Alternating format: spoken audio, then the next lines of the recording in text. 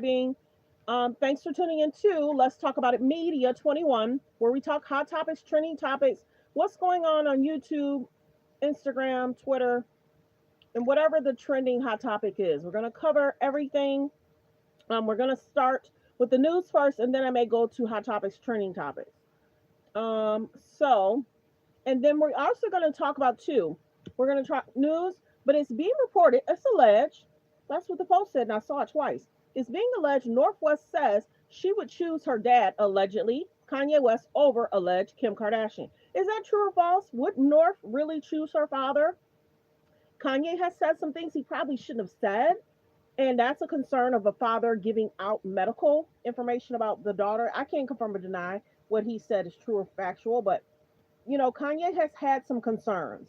But I saw this post twice. That's why I put it as the picture. So if that's true, remember how Kanye had said that North tore up the house because she wanted to be with her dad? That's interesting. But there's a lot that goes on. A daughter love for the father is interesting. A daughter love for the mother is interesting. He's not there, so the daughter may be missing the father. So there's that. But we're gonna get to hot topics, trending topics, and we'll get into the Kardashian stuff in a minute. So just allow me a few seconds to do my disclaimer. Y'all know me. Protect the page. Copyright disclaimer under Section 107 of the Copyright Act of 1976, allowance is made for fair use for purposes such as criticism, comments, news reporting, teaching, scholarships, and research. Fair use is used permitted by copyright statute that might otherwise be infringing. All comments are alleged, in our opinion, and for entertainment purposes only. Okay, so like the video as you guys come in, and then we're going to go ahead and get into these topics. Always got to do my disclaimer. See, then it pops up. Yay. Okay, so let's get to the news.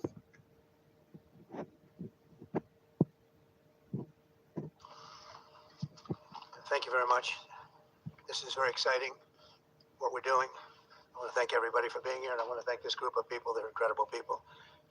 We just had a call, as you know, with President Putin. I thought it was a very good call, so we'll talk about it maybe later. But it went very well. We're here today to announce a historic victory for American women, mothers, and families. With the actions I will outline this afternoon, will dramatically slash the cost of IVF and the treatment and many of the most common fertility drugs for countless millions of Americans. Prices are going way down, way down. I want to thank Libby Horn, who is the Senior Vice President of Fertility of EMD Serrano. So I want to thank you. Let's see here. That's what I thought. I thought it was you. Thank you, Libby, very much. And let me also thank the Secretary of Health and Human Services, Robert F. Kennedy Jr., whose wife destroyed the people of the View yesterday. I have to say that. I'm not going to ever get into an argument with her. And you've decided, you learned that a long time ago. Right? She did a great job, actually. Secretary of Commerce, Howard Lutnick. Thank you, Howard. Secretary of Labor, Lori Chavez de Rima. Thanks, Lori. Howard, thanks. CMS Administrator, Dr. Mehmet Oz, who's a fantastic guy, and he's done really well. FDA Commissioner Marty McCary. Thank you, Marty. Senator Katie Britt, who got me started with this whole thing when she called up to say there was a bad ruling by a judge, right? We got to do something, sir, and we did it very quickly. Probably in 24 hours it was done. Congressman Richard Hudson, a great guy, and his wife Renee. Richard, hi, Richard. And Advocate Samantha Bush, who's a very respected person. For years, American couples struggling with infertility have faced crushing costs in their quest to start a family, and IVF is among the most expensive treatments of all. A single round of IVF in the United States can cost up to $25,000, can actually go a lot higher than that, and many couples require multiple rounds for a successful pregnancy. A major reason for these high prices is the excessive cost of the drugs involved. The number one fertility drug used in IVF is currently 700% more expensive in the United States than the rest of the world. Good morning. And we're ending all of that. It's called Favored Nations, and we're ending it, and we're ending it pretty fast. Nobody thought we'd be able to do it, and we've done it. Drugs are going to come down. Drug prices are coming down. 400%, 200%, 600%, numbers that nobody's ever seen before. Great for Medicare, Medicaid, even Social Security. Great for everything, I think, Dr. Oz. So it's something that's, to me, it's very exciting. I'm bugging him and Bobby all the time. How are we doing with that? And we're doing really good, Bobby. It's really going good. Other countries are agreeing to it, because if they don't, we put tariffs on them. And then they agree. So it's amazing. It's amazing how that worked out. But In as an example, in London, you'd buy a certain drug for $130, and even less than that, I guess $88 as of a count a month ago. And in New York, you pay $1,300 for the same thing. So now we're going to be paying instead of $1,300, you'll be paying about $150, and they'll be paying $150 too. We're going to pay the same thing. Favored nations. It's beautiful. It's a beautiful thing. And we've been ripped off by the whole world for a long period of time. One of the most popular fertility drug regimens costs over $5,000 per cycle, as an example. Wow. Largely as a result of these unsustainable prices, 70% of the employers do not offer insurance that covers IVF. Therefore, most couples with fertility challenges are paying these costs entirely out of their own pockets, which is not really possible to do. Oh, look who we have. Look at that. The great Maria Bartiromo. I didn't know. Did you get put into the regular pool pack? That's very good. That's good. Nice to see you. I'm doing an interview with her in a little while. In the Trump administration, we want to make it easier for all couples to have babies, raise children, and start the families they've always dreamed about. That's why today I'm pleased to announce that after extensive negotiations, EMD Serrano, the largest fertility drug manufacturer in the world, has agreed to provide massive discounts to all fertility drugs they sell in the United States, including the most popular drug of all, the IVF drug, Gonal-F. So it's Gonal-F. Is that a proper pronunciation? Close enough, right? Gonal-F. As part of this agreement, EMD Serrano will list their fertility drugs online at trumprx.gov at very, very heavily reduced prices that you won't even believe. And ultimately, that's because of the favored nations. In addition, the FDA will be working with the company to expedite review and approval of another common fertility IVF drug, and currently it's selling in Europe. It's Pergoveris. Pergoveris. And that's a sounding nice name. Pergoveris. Why can't you name them nice, simple names? Nice, easy names. It doesn't matter. If it works, that's all we care about, right? Upon approval, this drug would directly compete against a much more expensive option that currently has a monopoly in the American market, and this will bring down costs very significantly. And the other one's going to have to come down also.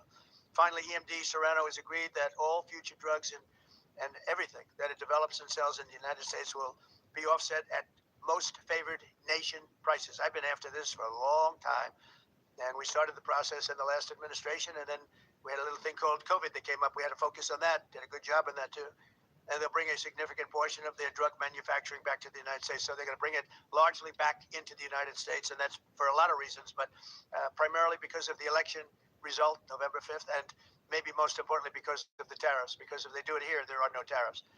So we're going to be very close, I think, by the end of this year, we're going to be very close to $20 trillion in investment. As an example, the Biden administration had less than $1 trillion, substantially less than $1 trillion for 4 years. Maria, can you imagine? 4 years, less than one. We're going to break $20 trillion of investment, and we're already over 17 trillion, and that's in 8 months. Can you believe that? And he was at less than 1 trillion. And in addition to that, he had open borders, allowing millions of people to pour in. What an administration that was. Worst president in history, by far. As a result of these actions, the per-cycle cost of drugs used in IVF will fall by an estimated 73% for American consumers, and the numbers are going to actually be very substantially higher as time goes by when it really kicks in. For most of, I mean, think of those numbers. You know, I told the story last time because we were with Pfizer, and Pfizer's doing something very similar. But I told them that my first term, I was so proud of myself because I was the first president in 28 years where drug prices went down for the year. And you know what? They went down 1/8 of 1%.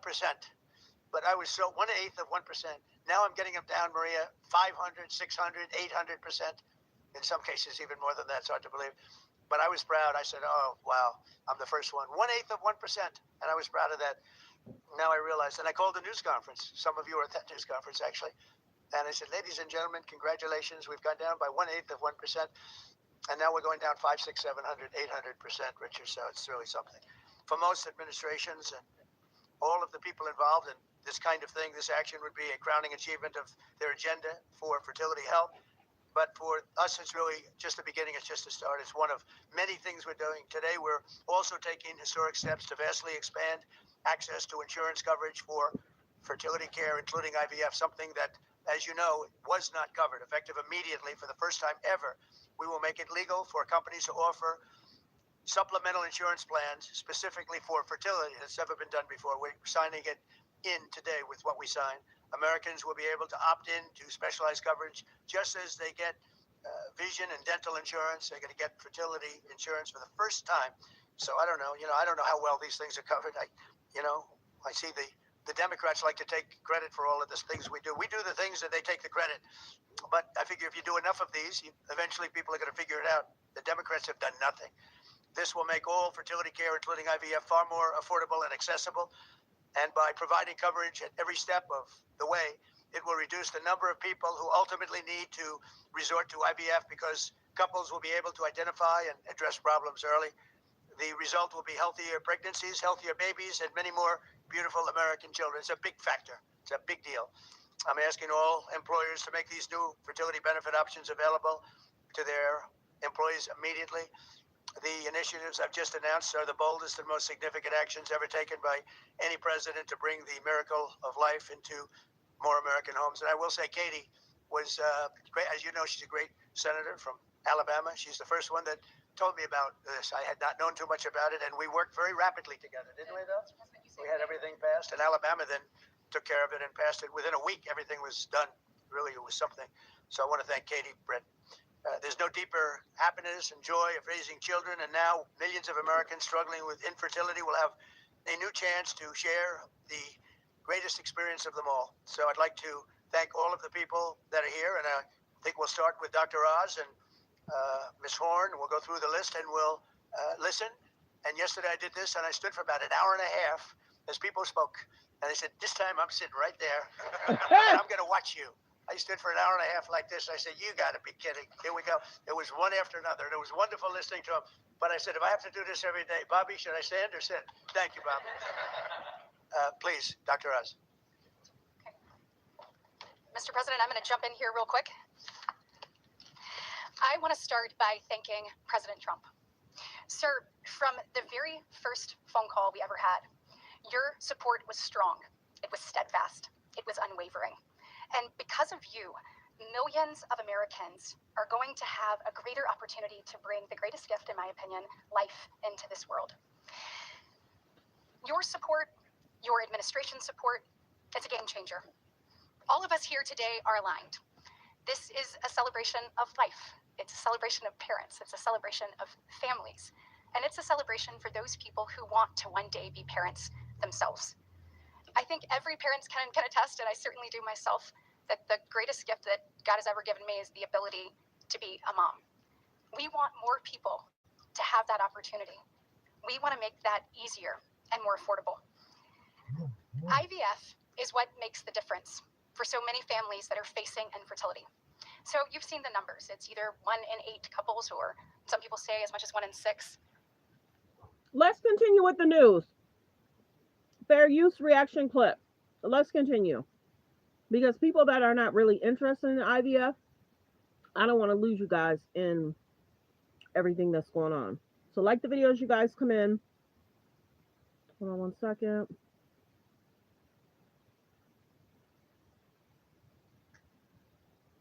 Okay, let's continue. Like the videos, you guys come in. California, Adam Schiff. Senator, thanks for joining me. Great to be with you. So first and foremost, we have seen the ways in which Donald Trump has continued to target his political enemies. We've seen indictments from James Comey, of Letitia James. When Donald Trump wrote a message that we now know, thanks to the Wall Street Journal, was supposed to be a DM to Pam Bondi, he included, Pam, I've reviewed over 30 statements and posts saying that essentially same old story as last time, all talk, no action, nothing's being done. What about Comey, Adam, Shifty Schiff, Letitia? They're all guilty as hell, but nothing's going to be done. So we have seen that since that message to Pam Bondi, that Comey and Letitia James have both been indicted, have both been caught up in the dragnet that is Trump's weaponized Department of Justice. You're the third name in there, and so to what extent are you concerned about the prospect of Trump weaponizing the DOJ against you?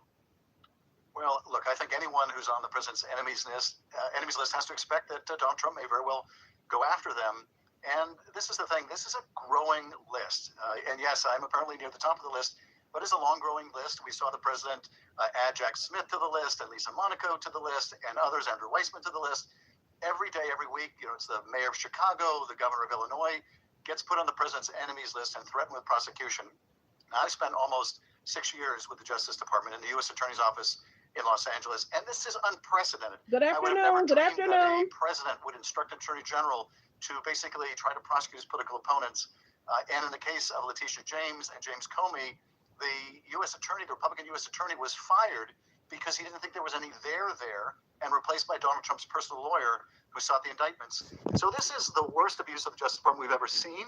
And the president certainly is making it clear he's only getting started.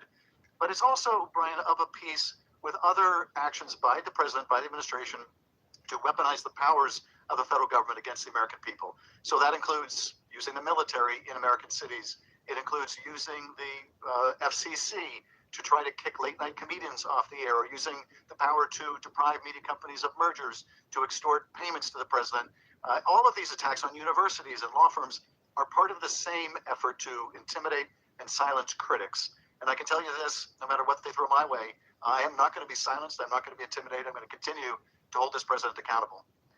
You know, a lot of the Republicans' brand was predicated on this idea that they were against the weaponization of the government. They literally had a subcommittee about the weaponization of government when Joe Biden was president. And so in your conversations with your Republican colleagues, is there any sense of discomfort at them doing the very thing that they predicated their brands on purportedly being against?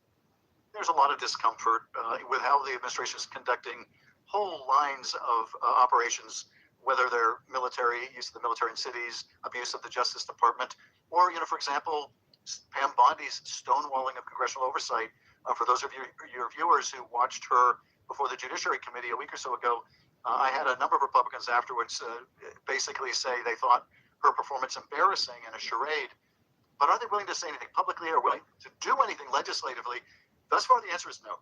They are fully intimidated. I had one Republican senator tell me it's not just that he will go after them the same way he's going after me, and they fear that, but it's also that he will punish their entire state. And so they acknowledge what a personally vindictive president this is, and his willingness to abuse the powers of the government to punish them and their states. Given that we've seen him abuse those powers, given that we've seen him, subvert the Constitution to be able to send ICE into cities and federal troops into cities in defiance of posse comitatus, and that really he's not bound by any law, statute, or even the Constitution, do you have any concern that he may try to take this to its logical, natural conclusion and invoke the Insurrection Act, whether he uses the No Kings protest as a pretext to be able to do that, or whether he just has no pretext to be able to do that, but says we're facing an invasion, a rebellion, an insurrection from the radical Marxist leftists out there, and so we have no choice but to allow me as president to usurp all power and invoke the Insurrection Act. I'm increasingly concerned that he will do exactly that, and most particularly because his actions keep getting struck down in court. So he's deploying the National Guard and the active duty military to American cities to be used against American citizens. And increasingly, courts are striking it down. The federal district court in Portland, Oregon, for example, said that the presentation the Justice Department made in support of this, what were clearly violations of the law against using the military for law enforcement, that their presentations were untethered by facts. They were basically devoid of any factual basis. And that was a judge, by the way, who Trump himself appointed, Judge Immergut.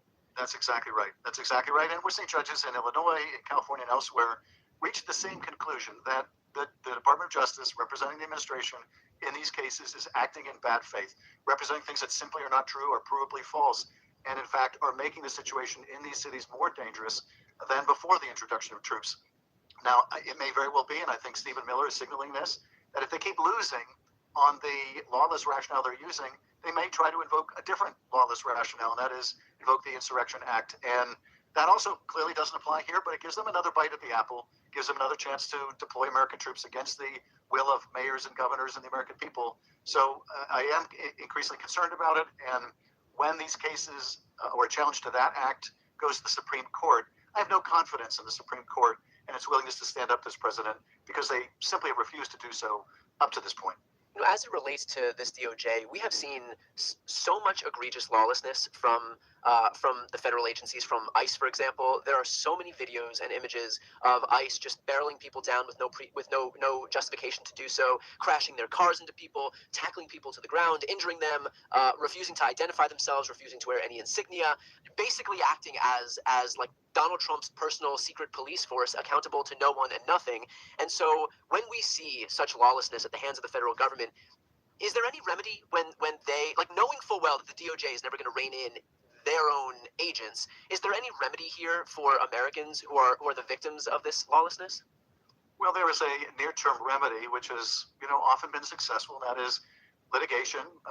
People are suing the government, and they are winning. Cities are suing, governors are suing, private organizations are suing, and they're often winning. You have people who are U.S. citizens, for example, suing over their illegal detention. We just saw a report today from ProPublica about, I think, about 170 U.S. citizens unlawfully detained, sometimes for days. So that litigation is really one of the most important tools we have. Is there some broader form of accountability that will come later, though, for these lawless actions, for a Department of Justice misrepresenting the facts to the courts? Hard to see that happening at all during this administration. Will it happen in the future during a different administration? We can only hope there'll be some form of accountability for this, harm they're doing and the flagrant lawlessness of it. Do you think that Democrats have the stomach, though, for that? I mean, the reality is that we saw a lawless Trump 1.0, and what followed was a DOJ led by Merrick Garland, who I think was more focused on preserving the optics of a non-politicized DOJ than actually looking to hold people accountable for what they'd done. Certainly much more circumspect and judicious than any DOJ that we'd seen recently, and certainly more than Donald Trump and his acolytes deserved. And so do you think that in the event that we are fortunate enough to see democracy survive this, and for Democrats to actually get into power, that they will have the stomach to really hold the folks who are engaged in all of this lawlessness to account, to the extent that they need to be held accountable? There has to be accountability. Otherwise, those that are engaged in these lawless actions will feel there's no repercussion now or even in the future. And you're right, the Republicans have continually tried to paint this false picture of terrible weaponization of that well-known partisan, they say, Merrick Garland, as if Merrick Garland was some kind of a rabid partisan, far from the truth. And they want to draw this false equivalence between investigating and prosecuting a president for inciting a violent attack on the Capitol, in which hundreds of police officers were beaten, illegally bringing boxes and boxes of classified documents to his home, and then obstructing the investigation into it. They want to somehow equate that, those lawful actions to hold someone responsible, with the lawless actions of this president, who is, unlike Joe Biden, anything Joe Biden ever did, basically telling the department, I want you to prosecute this enemy, I want you to prosecute that enemy, I want you to prosecute this other enemy. And for those who lawlessly carry out those directives, who violate the Justice Department manuals, who violate the ethics laws under their state bar organizations, there has to be accountability. And it may not come now, but it has to come at some point in the future. 3 reasons why your hair looks like this when wet. But like the video, fair use. Reaction clip. In the future. Do you think that the bar, for example, should also be revisiting its own standard?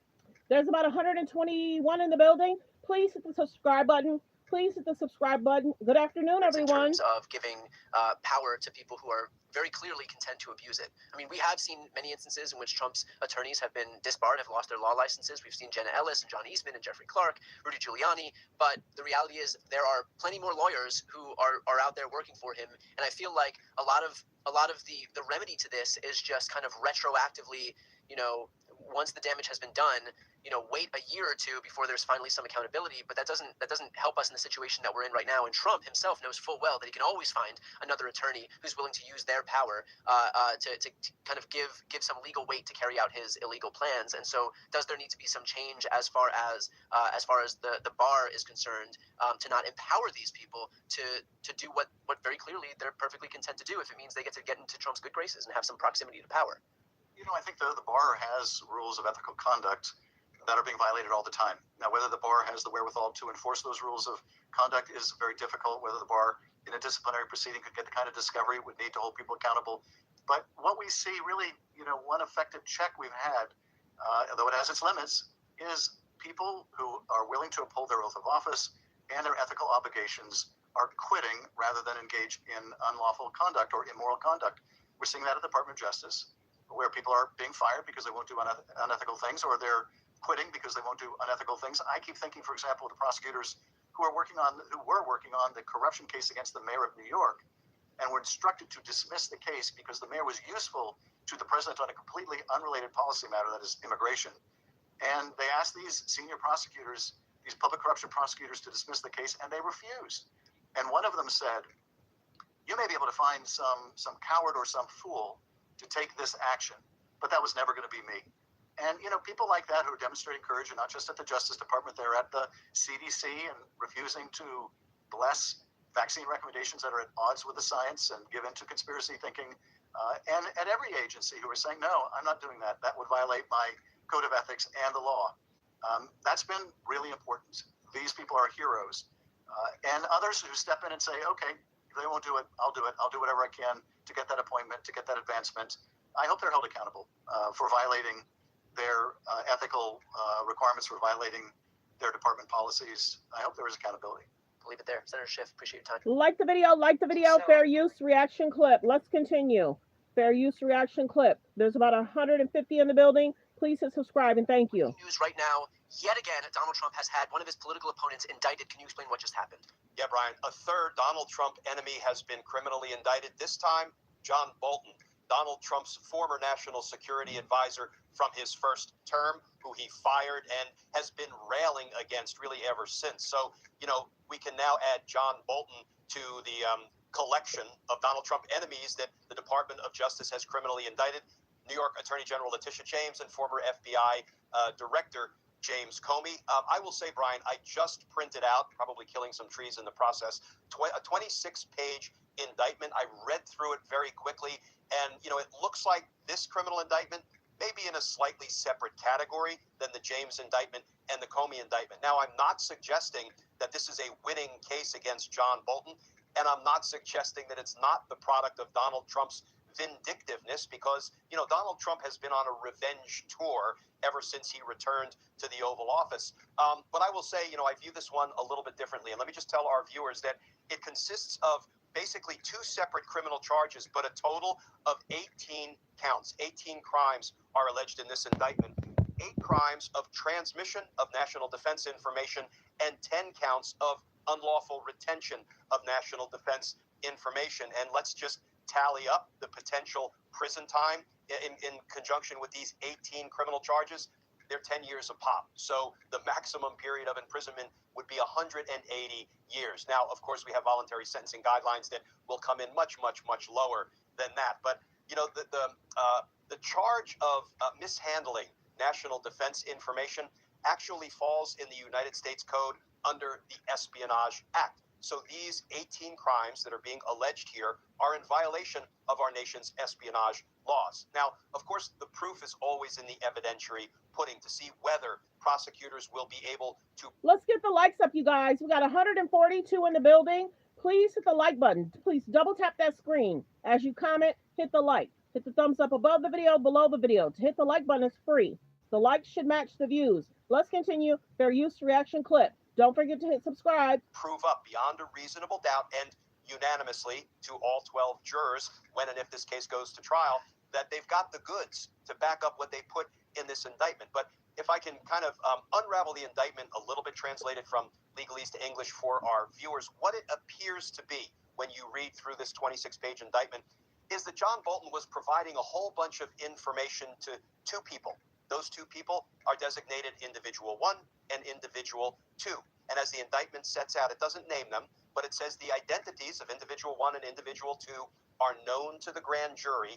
I suspect these 2 people testified before the grand jury, but they didn't necessarily have to. An FBI agent could have provided information about those 2 individuals, who it looks like will be witnesses, most likely, against Bolton at trial. And the flavor of this indictment is that Bolton was providing them lots of information about his day-to-day activities as national security advisor. Repeatedly throughout the indictment, they refer to these as kind of diary entries, a day in the life of a national security advisor. The allegation is that he sent these 2 individuals, Individual 1 and Individual 2, more than 1,000 pages of information, largely describing what he was doing, where he was traveling, what he was tasked with as national security advisor. All of it, Brian, smacks of information he's providing to these people in anticipation of writing the book that he ultimately did write and have published. There was some litigation about whether he should be permitted to publish the book or not, but ultimately it was published. So this kind of has the flavor of not John Bolton giving information to the enemy about classified materials, top secret documents, but him kind of, putting together what he would need to write a book. I'm not downplaying it and I'm not excusing it, because what the prosecutors allege is that lots of these 1,000 pages contain national defense information, top secret or secret, classified information, and he shouldn't have been sending it over his public email accounts. AOL or Google are the two that are listed in the indictment. He had no authority to share it, to disseminate it with others. But, that is kind of what this indictment boils down to. It looks like, if true, if they can prove it up beyond a reasonable doubt, he may have violated our nation's laws in his zeal to write and profit off of a book. Is there no irony, Glenn, in the fact that he's being indicted by a president who himself was indicted for illegal retention of classified documents, a crime that he then spent the subsequent months, years, basically excusing? Irony is one word for it. We have seen those infamous photos of boxes and boxes of classified materials that Donald Trump was hiding in his bathrooms and his ballroom at Mar-a-Lago. And he was indicted for being in a conspiracy, that involved multiple people in his direction, moving these boxes around and hiding them from law enforcement authorities and violating a grand jury's subpoena for the return of that, government information. So, yeah, irony is one word for it. But, of course, Donald Trump has sworn to take revenge on his enemies. And, regardless of whether or not Bolton did any damage to our national security, it looks like Donald Trump has now made good on his promise to, in a revenge-fueled prosecution, get after guys. Good afternoon, Paris. Everyone say hello to Paris. Good afternoon. Good afternoon. Thanks for being here. I hope all is well. Like John Bolton. Speaking of, Trump was asked about this news. Here's what he had to say. Wayfarers 3 ways to dress up your tree. First, start. Good morning, good afternoon, depending on where you are. Thanks for being here. I hope all is well. Speaking of, Trump was asked about this news. Here's what he had to say. Bolton was just indicted by a grand jury in Maryland. Do you have a reaction to that? I didn't know that. You tell me for the first time, but I think he's, a bad person. I think he's a bad guy. Yeah, he's a bad guy. It's too bad, but it's the way it goes. So this is Trump saying, you're telling me for the first time. So clearly he has no idea, completely in the dark, separation of church and state between the president and the attorney general, of course. And he says, he thinks he's a bad person. It's too bad, but that's just the way it goes. So what's your reaction to the fact that that this is the way Trump answered?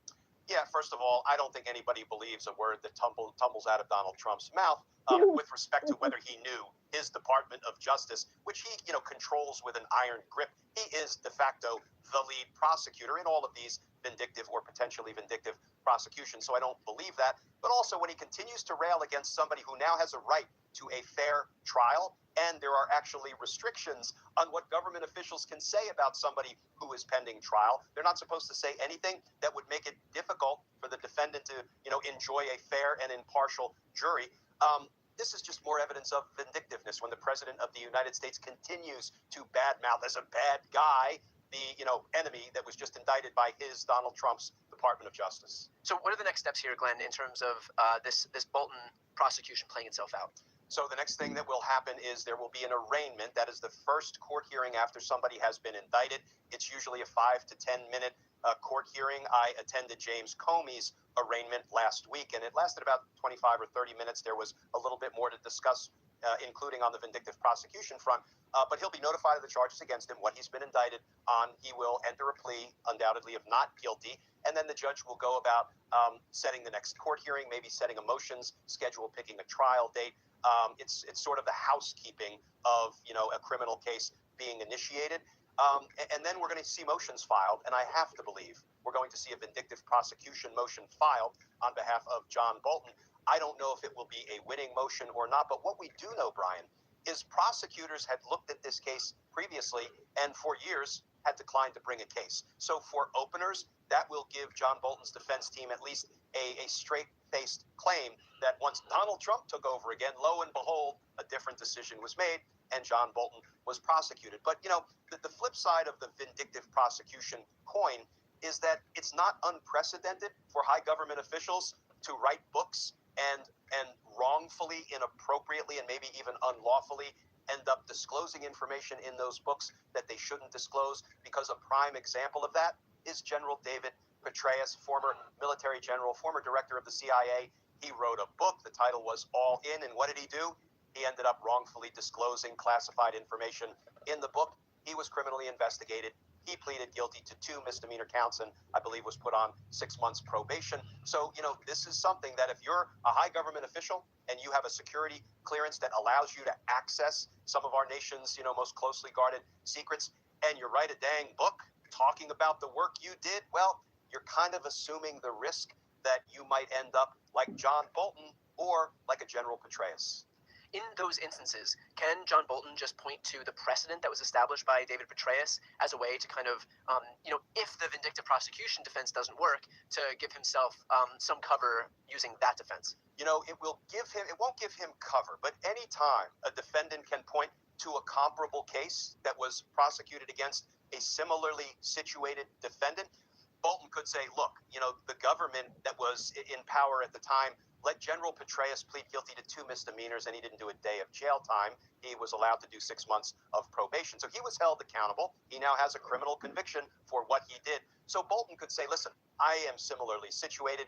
This had nothing to do with me disclosing information to America's enemies, so I should receive that kind of really lenient treatment as well. But I don't know if the evidence in this case is anything comparable to the evidence, the wrongful disclosures and dissemination of classified information by General Petraeus. But let me just touch on one other thing, Brian.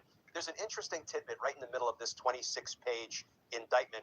They reveal that nefarious actors from Iran, according to the indictment, hacked into Bolton's AOL account and got a bunch of this information that he had been sending to individual 1 and individual 2.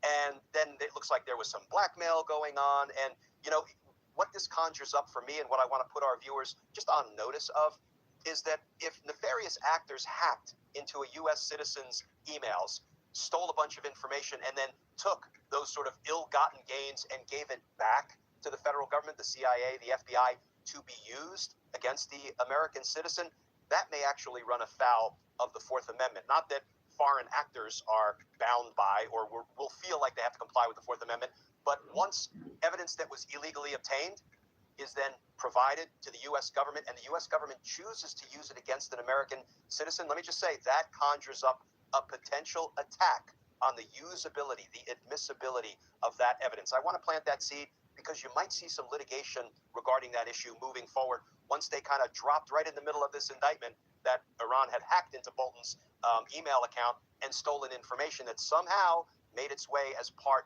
of the information in this case. Well, we will continue to cover this case along with the other ongoing prosecutions from Trump's end. Like the video, fair use reaction clip. Like the video as you guys come in. Thanks for being here. Thanks for supporting the channel. Please hit like as you guys come in. Let's continue. FBI Director James Comey. I wanted to get you all up to speed. As you know, he was arraigned last week. The judge is setting a trial date of January 5th, 2026. If that sounds like it's fast, well, you know what? It fits. It is the Eastern District of Virginia, what is known as the Rocket Docket, and for good reason. The judge, a Biden appointee by the name of Michael Nachmanoff, he conducted the arraignment, within which James Comey entered a plea of not guilty through his lawyer, Pat Fitzgerald, a badass former federal prosecutor turned criminal defense attorney. Pat Fitzgerald entering the not guilty plea. By all accounts, Comey stood straight, stared straight ahead, did not once bow his head in shame. Good for him. Comey was released on his own recognizance, so he didn't have to post a cash bond. Now, at this arraignment, the reason why I got us kind of down that path of memory lane a little bit, at the arraignment, Pat Fitzgerald announced to the court that he was going to be filing motions to dismiss, including challenging the validity of Lindsay Halligan acting as the United States Attorney in the Eastern District of Virginia when she secured this indictment against Comey. As well as filing motions to dismiss based on selective and vindictive prosecution and outrageous government conduct. Now, look, Lindsay Halligan had to do this arraignment basically by herself from her office last week. She had to bring in 2 junior AUSAs that were not in the Eastern District of Virginia. Did you know that she had to bring them in from where? North Carolina. 2 AUSAs from North Carolina were brought in, not from within her own office. Let me be clear. That's the message that's being sent. We're going to get into it a little bit later. But she brought in 2 junior AUSAs from North Carolina, one of whom spoke at this arraignment. Halligan did not. This is her first time appearing in federal court as a prosecutor. I just want to make sure that was clear. So this AUSA, Tyler Lemons, tells the court last week in a humiliating way for Tyler Lemons that he wasn't, quote, up to speed on the case, but there was a large amount of discovery, including a significant amount of classified information.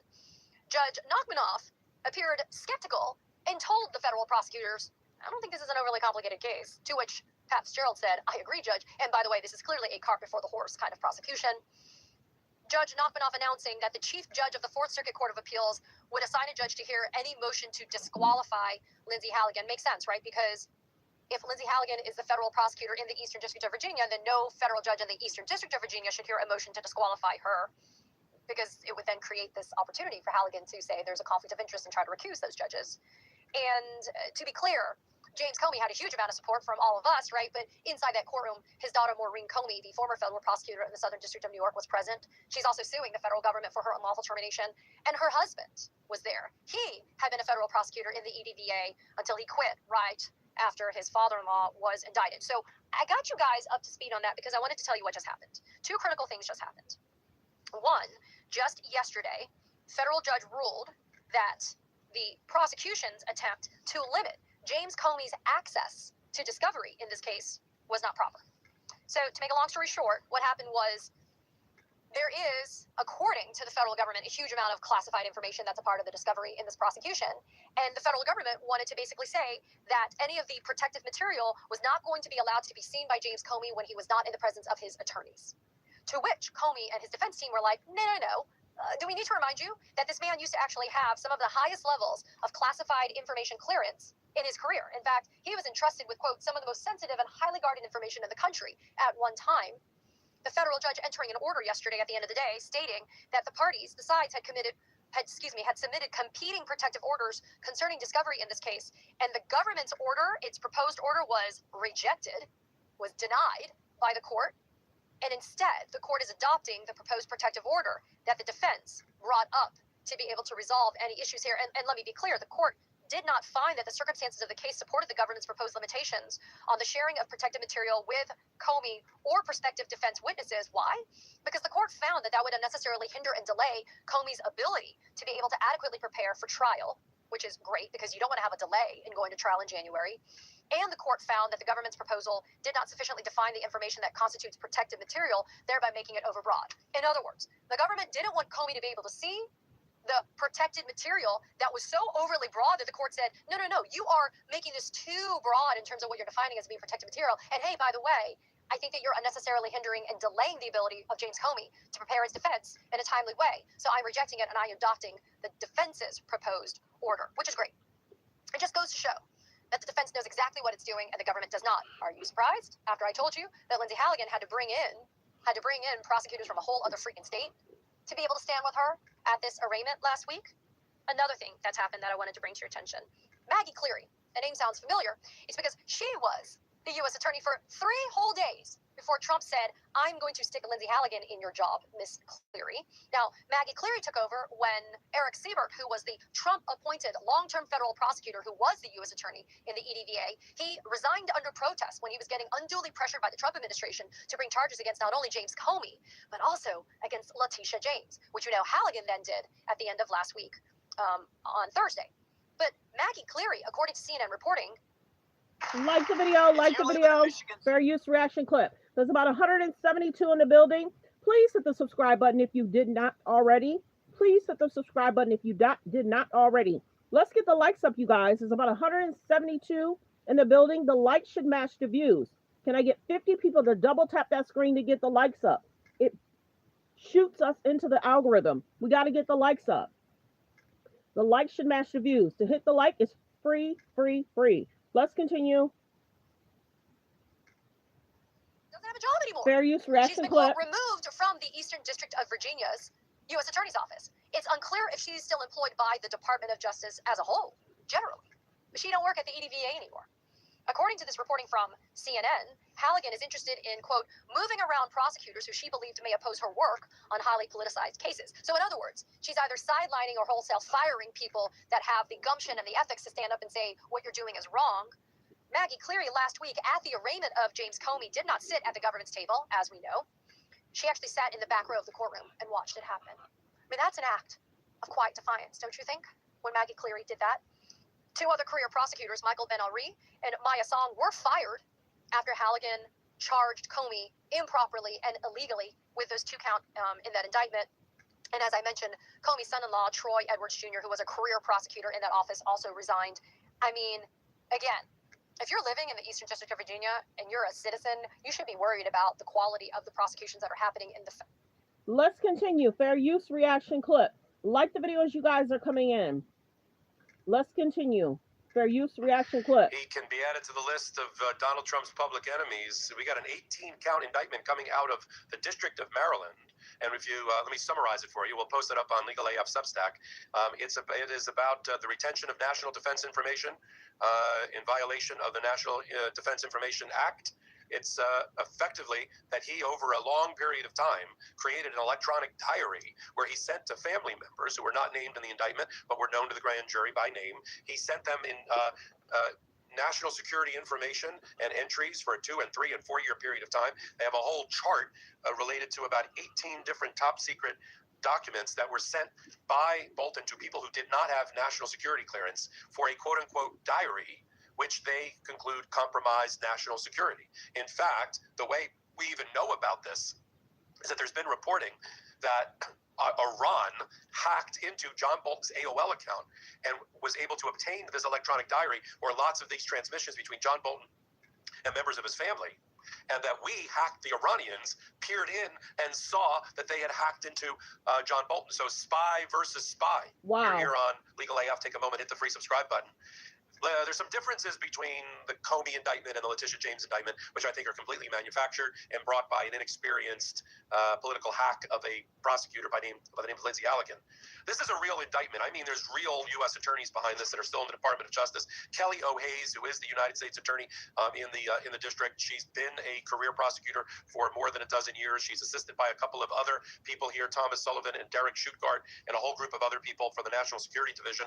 They've done their investigation. It's in Maryland, not in the not in the Eastern District of Virginia. Let me read to you from parts of the indictment. They're up on Legal AF Substack as well. They first go through all the ways as National Security Advisor for Donald Trump. He was previously the ambassador to the United Nations. He had access to this information. They allege on paragraph 8 that from or about April 9th, 2018 through August 22nd, 2025, for a solid 7-year period, Bolton shared more than 1,000 pages of information about his day-to-day activities as National Security Advisor, including classified top secret documents with 2 individuals apparently that were part of his family, and that these names were given to the grand jury, and that from 2018 to 2019, Bolton looks like he was writing a book that came out in 2020. I think that's part of it as well. Made diary entries by transcribing handwritten notes from his day's activities. This is paragraph 11 into a Word document, and then electronically sending it through a non-encrypted messaging app. That sounds pretty bad.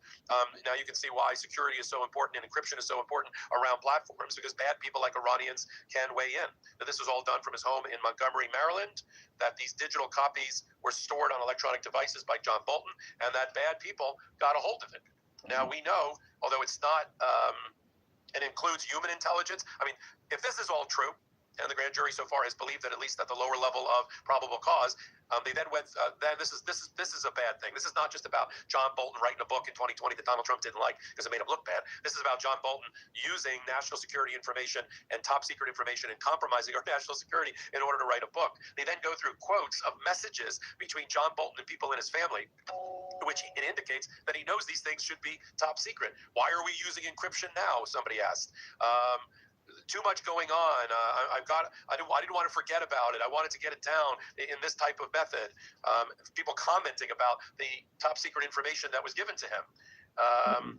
Then they talk about the 2020 book. The FBI finds documents relating to all of national defense in Bolton's home during a search warrant that was executed on the August the 22nd at his home, including seizing hard copy printed versions of the diary entries. Now, it's interesting, what they don't mention is the fact that they caught this through an Iran peering in. That's been reporting that they apparently did not want to disclose in this indictment, but I think that's a fact that could well come out and does not help him. If you want to see the actual connections, we don't see the top secret information, but you'll see a date by date of the transmission of the email to an individual person and whether that information was top secret or not on pages 22 and 23 of the indictment. And this is, a 9 through 18 is retention of national defense information. It's a count related to that. And then in the prior 8 counts, 1 through 8, it's the transmission of that national defense information. These are crimes punishable up to 20 to 30 years in prison. And I think, based on what I'm reading here, I don't want to say it's a solid indictment, but I've always said that if he did something wrong and compromised national security, I'll be the first one to jump on the train that says, well, this vindictive prosecution looks like it has some merit. course, that doesn't mean that his lawyer, Abby Lowell, who's representing a number of other targets, won't have some very, very good arguments to make, including vindictive prosecution. But you can't compare this to Comey's indictment or Letitia James's indictment. They're not worth the paper they're written on, and Lindsay Halligan is not a prosecutor that will probably survive some motion practice. This is a horse of a different color. For me, the real next question is which judge gets assigned to this case.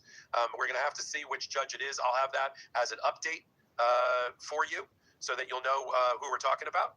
I'll do that on Legal AF Substack Live as the day progresses, but I wanted to get you up to speed on this 18 counts against John Bolton and my initial view of it, having read through it. Missing pieces, no mention of Iran, even though we know that has been. I'm going to do one more quick read for you here. That has been a part of the story so far. So let me post this on Legal AF Substack. We'll get all back together again when I get more information. That's the headline. I'm Michael Popak. Hit the free subscribe button. Until my next report, this is Michael. Can't get your fill of Like the Legal video, AF, like the video. Fair use reaction clip. I think I want to start doing hot topics, trending topics. Let's just get to what's going on in the world. That's a beautiful thing. Support your man. Let's see. Sophia Richie expecting. Okay. She's already getting therapy sessions her mama's $1 billion glam team couldn't buy. Because the way she just checked Kim Kardashian for crying about Kanye. Woo, child. The apple rolled straight into the confessional booth. So according to TMZ, Kim was having one of those emotional nights, crying in her room over everything she's been through with Kanye. But North walks in and basically said, Mom, I know you're crying. Let it go. 12 years old. Not 12 going on a therapy degree. Like, North didn't just walk in the room. She walked into her generational assignments. See, North has seen it all. Her dad's rants, her mom's tears, the cameras, the chaos. And when children grow up like that, they develop almost like a sixth sense. They can feel the energy before you even say a word. That little girl read Kim's mood like a headline. And Kim's out here sobbing like it's the season finale of Keeping Up with the Kardashians. And North said, no, ma'am, not on my watch. I got homework in the morning. I know we joke about it, but honestly, North might just be the most emotionally intelligent one in the entire family. She's not afraid of the truth. She's not performative, and she clearly doesn't have time for pity parties. Meanwhile, Kim's realizing motherhood means your kids will call you out, especially when they've seen it all.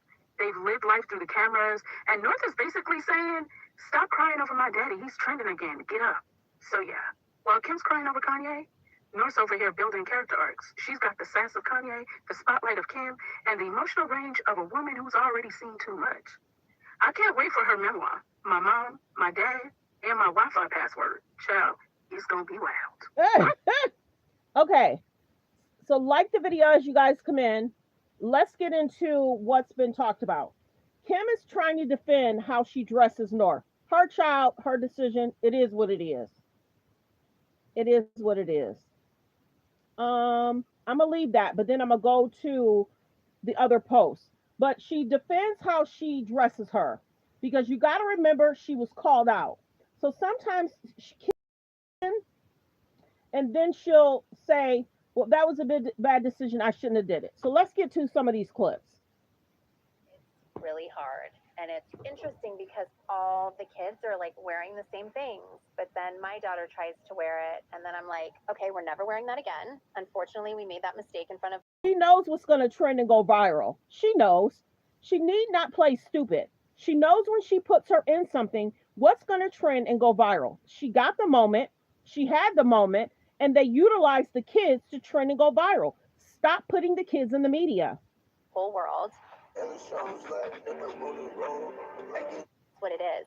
Kim Kardashian on Call Her Daddy, firing back at the mom shamers who blasted her for this look. 12-year-old Northwest rocking a... Because stop playing. You see some of the outfits she's put her in. And then you got to remember the Ice Spice thing. She continues to do stuff so North can trend. This is not just a one-time off. Look at how she had her in a similar outfit as her. She likes to put her in stuff where North is dressing grown. She puts her in stuff where she looks like North is a teenager and she's not. The mini skirt, she's put her in certain stuff. She continues to do it every year. So she can't play like this is what she does. This is what she does. Let's continue. And electric blue hair during a trip to Italy in August. It makes her so happy. I would never take that creative away from her. If her rebellion is... And she should have creation to do whatever she wants within her age group. She should never look like a teenager or 17, 18. She just shouldn't. But Kim knows what she's doing. She loves the media attention. Somehow, some way, they need to stop putting the children. See this right here. North was even younger than she is now. Look how. Okay, so it don't stop. She continues to do it. dyeing her hair and like wearing whatever, but she's like my bestie and being so close. I'd rather my girl be with me and be with me all the time, and let's experiment with every hair color. Whatever she wants to do when she is old enough, she can do. Yeah, North loves a look, and we've seen her in just about everything, from casual sportswear to designer, switching effortlessly from tomboy chic to cyberpunk. First. She'll be like, but mom, like I grew up literally my whole life sitting in your lap while you're getting your makeup done, watching you do it. Like she even said, you know, Mario and your team has been like my teachers. I've had the best teachers. Why can't I try it? So I'm like, you know what? Okay. She does special effects makeup all the time, and it turns all of her friends into these characters. As a mom, you're doing the best that I can. I feel like my parents were a little bit more strict. I am fine with her expressing herself and having fun with it. She knows what's gonna trend and go viral. She knows. Like the video as you guys come in. I found more audio, Paris, where it's gonna be louder. Harder to leave than it is to stay, and it changes everyone's life and forever, you know. So you really have to like take your time and wait and see if there'll be changes. Kim Kardashian is getting candid. The reality star sat down with Alex Cooper for the October 15th episode of Call Her Daddy and opened up about a range of personal topics, including her relationship with ex-husband Kanye West, cheated on, and raising her children as a single mother. The Skims founder first, however, addressed and dodged certain rumors, including ones about her love life. Alex set up a game, Confess or Text, explaining that if Kim doesn't want to answer a question, she will have to text something pre-written by the Call Her Daddy team to a family member. One of the questions the 44-year-old did answer was how much she spends on glam per year, as she speculated the number was around $1 million. She also shared what she thinks she should have gotten canceled for in the past, but didn't. I know what it is, and I think I'm going to get canceled if I say it.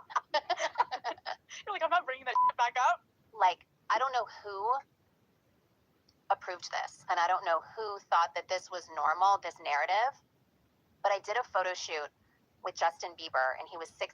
She did a photo shoot with Justin Bieber. He was 16. Once again, inappropriate situations.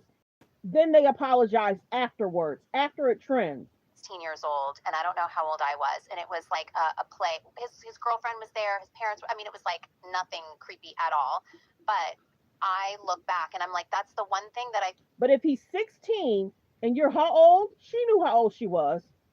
Feel like, you know, he's like a good dear friend of ours and the whole family, but like, who thought that that was a good idea? You know, I must have been 30 years old. North is now 12. Justin was 16. She continues to put herself in situations where it's questionable about situation and age groups. Look at the Balenciaga thing. She still wears Balenciaga. What was that ad about? Go back and look at it. Go look at the ad. Go look what was on the table. Go look at the diplomas. Go look at what they were talking about a year or two ago, what they were selling on their website. She had her wearing that as well. Let's continue. Fair use reaction clip. You know? I could see that. I could see that getting murky. But it was a story of, what's that story with the teacher and the student? The graduate. Growth. The graduate. Yeah. Right? I just feel like that was nothing ever weird, was obviously happening, and like, I just think that was like an odd concept, and why none of us thought that that was odd at the time. Y'all didn't think it was odd then, but you're still doing stuff where people are questioning your morals and being a parent. Who decided that? You and your team. They traveled to do that photo shoot. It doesn't matter if his family was there. Y'all still decided because they wanted to trend to go viral. Same now. They want to trend and go viral. It's concerning. Meanwhile, when asked how serious she ever was with Tom Brady or to play an F, Marry, Kill game, Kim stayed silent. Marry, Kill X's edition. Pete Davidson, Tom Brady, Chris Humphries. I think I'll text on this one. I'll get in way too much trouble there. Okay. Text Kylie. She loves bringing up Pete. Anytime she can bring up Pete Davis, she will. Pete right now is expecting his first child. When a man is in a new relationship and she see Pete seems happy, he kissing on his girl, she don't care. Pete's about to have his first child. That's what they're focusing on. She loves talking about Pete. She'll bring up Pete whenever she can. She'll bring up Tom Brady whenever she can. And she wants to trend with Kanye because that documentary came out. Now it's like, okay, this documentary is going to say XYZ. I'm going to say this. She wants to trend with Kanye. She wants to trend with Kanye at least 5 times a year. And he's married in a whole new relationship. And the other thing, Bianca's not going to address none of it. Bianca's not on media. Bianca's not going to straighten out anything Kim is saying. And Kim knows that too. Let's continue. She loves bringing up the exes.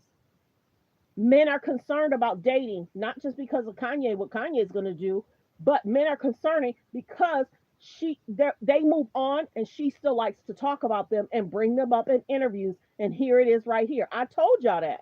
Sick to my stomach. I think mom has been doing some shady things with my money. Call me ASAP. Okay, I was just talking to her also.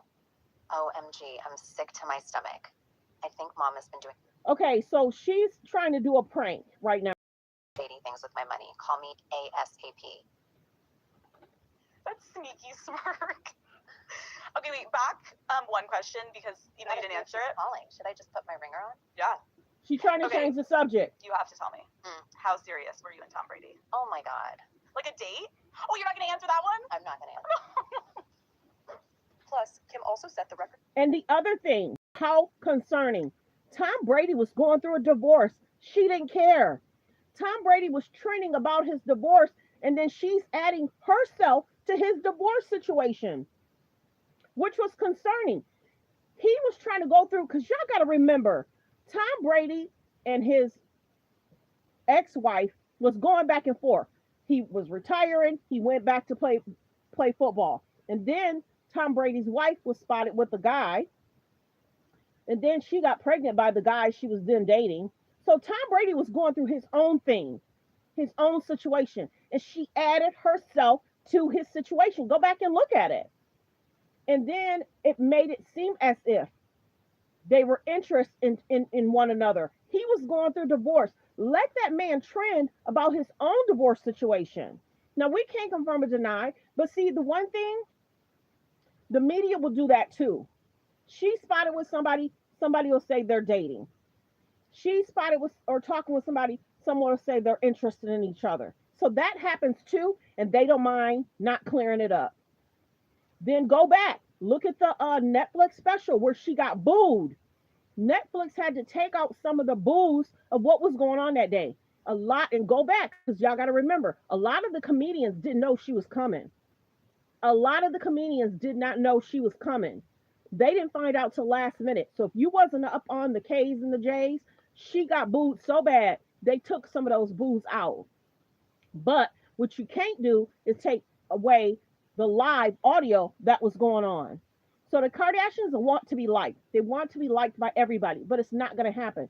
They put the kids in media and people talk about it. So since they're getting dragged and it's the downfall of, they're putting the kids in the media because then they're hoping that the buffer of having the kids a part of it, they won't get dragged as much. Let's continue. Street on whether she and Travis Barker, who is now married to and shares a son with Kim's sister, Kourtney Kardashian. And now she's about to talk about Kourtney's husband. She don't stop. She's about to talk about Kourtney's husband. It's been a rumor and it's alleged that her and Travis Barker possibly alleged hooked up. She's saying no. But the interviewer should have asked, did y'all ever kiss, hug, ever in an intimate situation where it could have went there? You got to be careful and you got to ask a certain way. But even if they did, she's not going to tell us the truth because that's now her sister's husband. And remember, she wasn't celebrating Kourtney's wedding. It was always, oh, you got married here. Oh, this designer. Oh, I have that singer. She was never happy and satisfied for Kourtney. That's that jealousy that's very deep. Kourtney's the only sister that's married, wants to spend time with her husband and her children. Kim seemed very jealous. Remember how she was like, are you happy? You seem so angry. Remember she was in those ripped jeans going in on Kourtney? Kourtney is very interesting because she don't have to put up with stuff that she puts up with, but they want that money. They want that attention. Why not celebrate your sister's wedding? Why not celebrate the venue? Why not celebrate the dress? Kim brought drama to even Courtney's wedding and situationship. Now she's about to talk about Courtney's husband. And then this is the other thing. I'll tell y'all. I told y'all last month and the month before, Aubrey O'Day was making allegations. Aubrey O'Day, I didn't cover it. It was too busy, the Diddy stuff. Aubrey O'Day talked about Kim and Travis. You got to go look up the interview. And who else? Aubrey O'Day talked about it, and she talked about the entanglement of and different things. And then they talked about Aubrey was like, yeah, Kim was kind of selfish. Aubrey was like, let's go watch the fireworks, let's go chill. It was always like Kim had a certain spot to get photographed.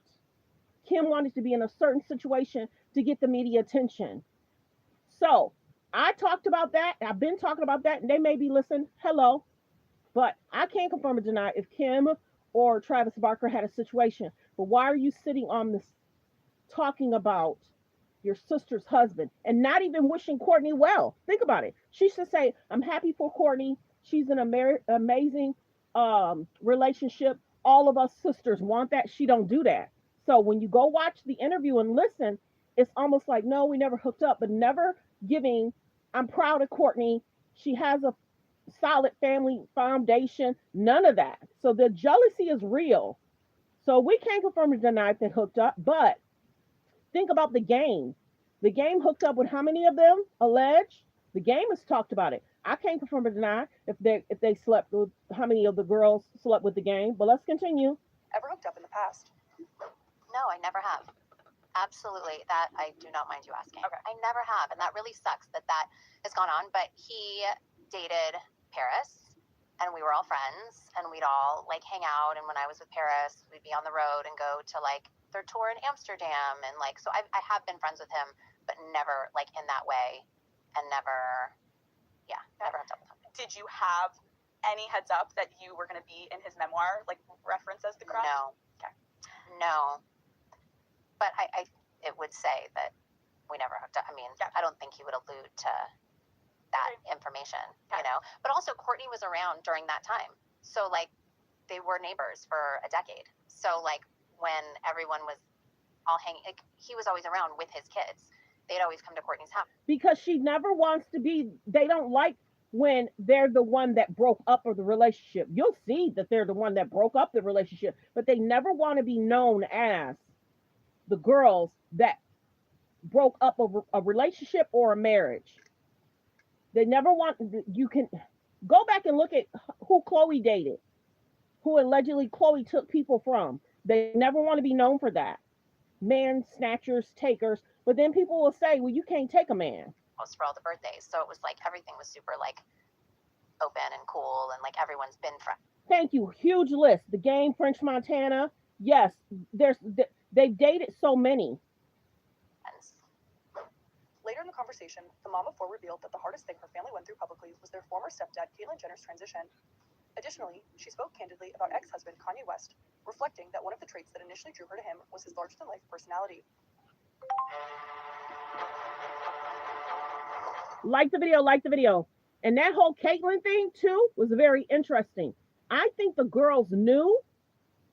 One of the girls knew about Caitlyn, but did not say much or did not address it within the family. They knew, but they kind of wanted to keep it hush up. Then we started seeing Caitlyn, well, Bruce, who's now respectfully Caitlyn, we would see the long hair and the nails. So that was a definite hard time for them because everybody was like, well, wait, well, what, how, and then allegedly Bruce at the time was letting Chris know that this is what he was thinking about or doing or something. And Chris was like, I didn't catch this situation and I'm about to ride it like a horse. And think about it. Remember how Bruce wasn't even that close to his kids?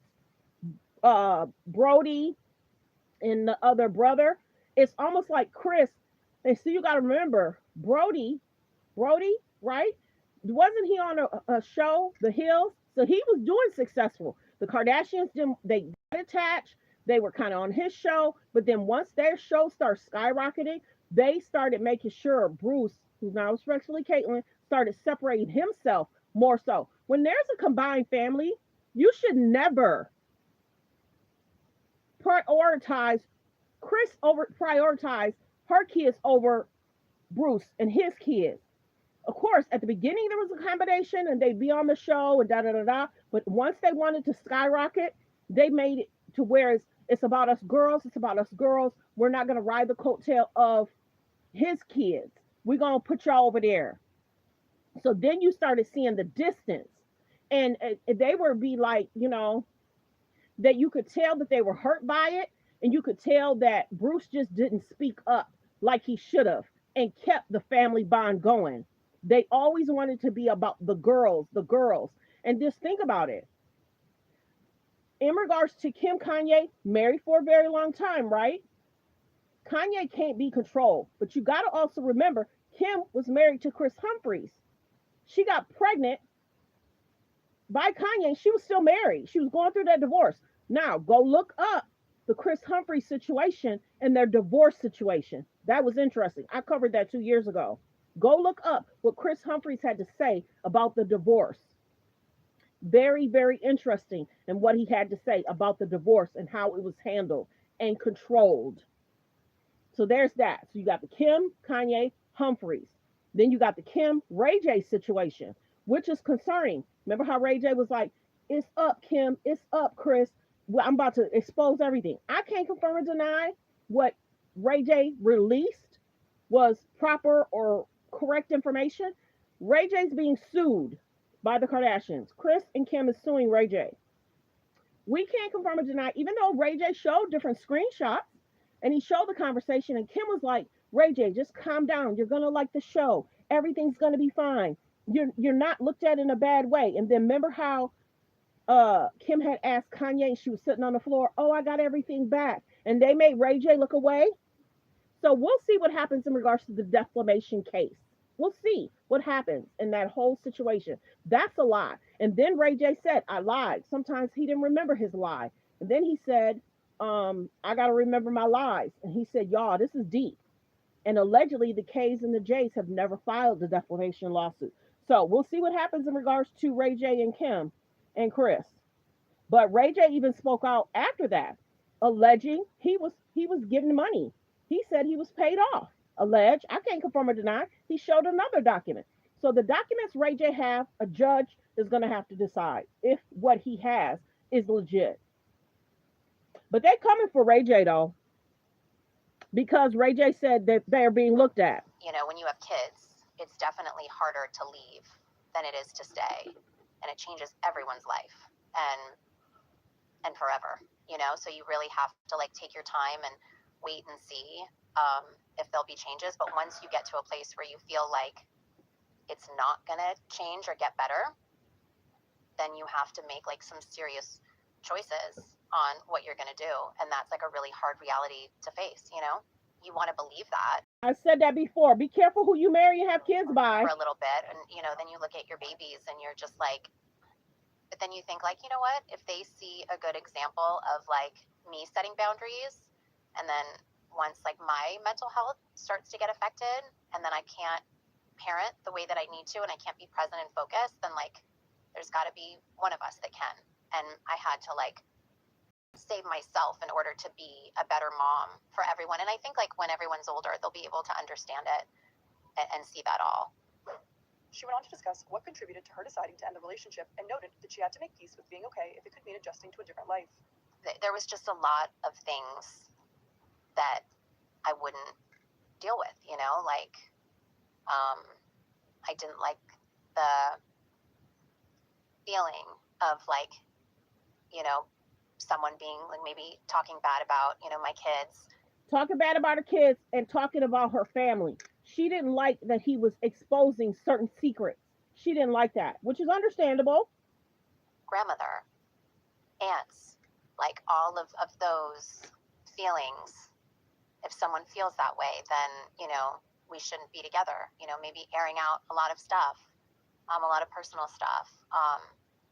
Just not feeling safe, not even physically, just maybe emotionally or even, financially, because you have, big ideas that financial things. I would come home and we had like 5 Lamborghinis, and I'd come home and they'd all be gone. You know, if he was in an episode. See, so if Kanye's in an episode, he was selling the Lamborghinis. Don't forget, Kanye has his own money.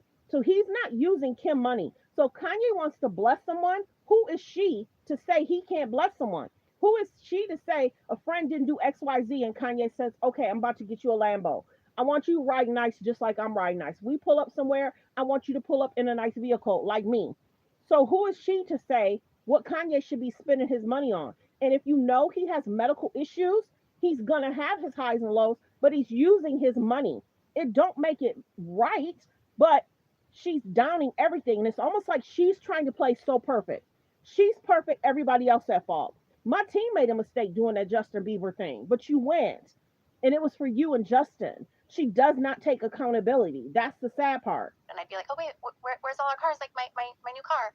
And it would be like, oh. Where's all our cars? Where's my new car? And he gave it away. Because you got to realize, Kanye, they say Kanye is very giving and caring, and it's hard for him to say no to people. Where's my new car? Where's my new car? Oh, you gave it away? And then there'd be 5 more in the driveway, and then he'll give those away too. And then she'd be like, guys, just go ahead and keep the cars. It's materialistic stuff too. But that's, if Kanye's spending his own money, it's his money to do whatever he wants. He gave them away to all of his friends. And then I'd be like, huh, okay. And then I'd come home again, and at a different point we had, 5 more Lamborghinis, and then I'd wake up in another episode and they'd all be gone again. And that time I was like, keep them, guys. Like, I don't know what to say, but like, I never felt like I didn't know, what you're gonna get when you wake up, and that's like a really unsettling feeling. Later in the episode, the reality star revealed that she has previously been cheated on and explained her reaction when she found out. He told me. Oh. Mm-hmm. Immediately after or long after? Long after. And you were still together? So being cheated on. Uh-huh. How did you deal with that? I just kind of was like, huh. Not feeling that perfect, huh?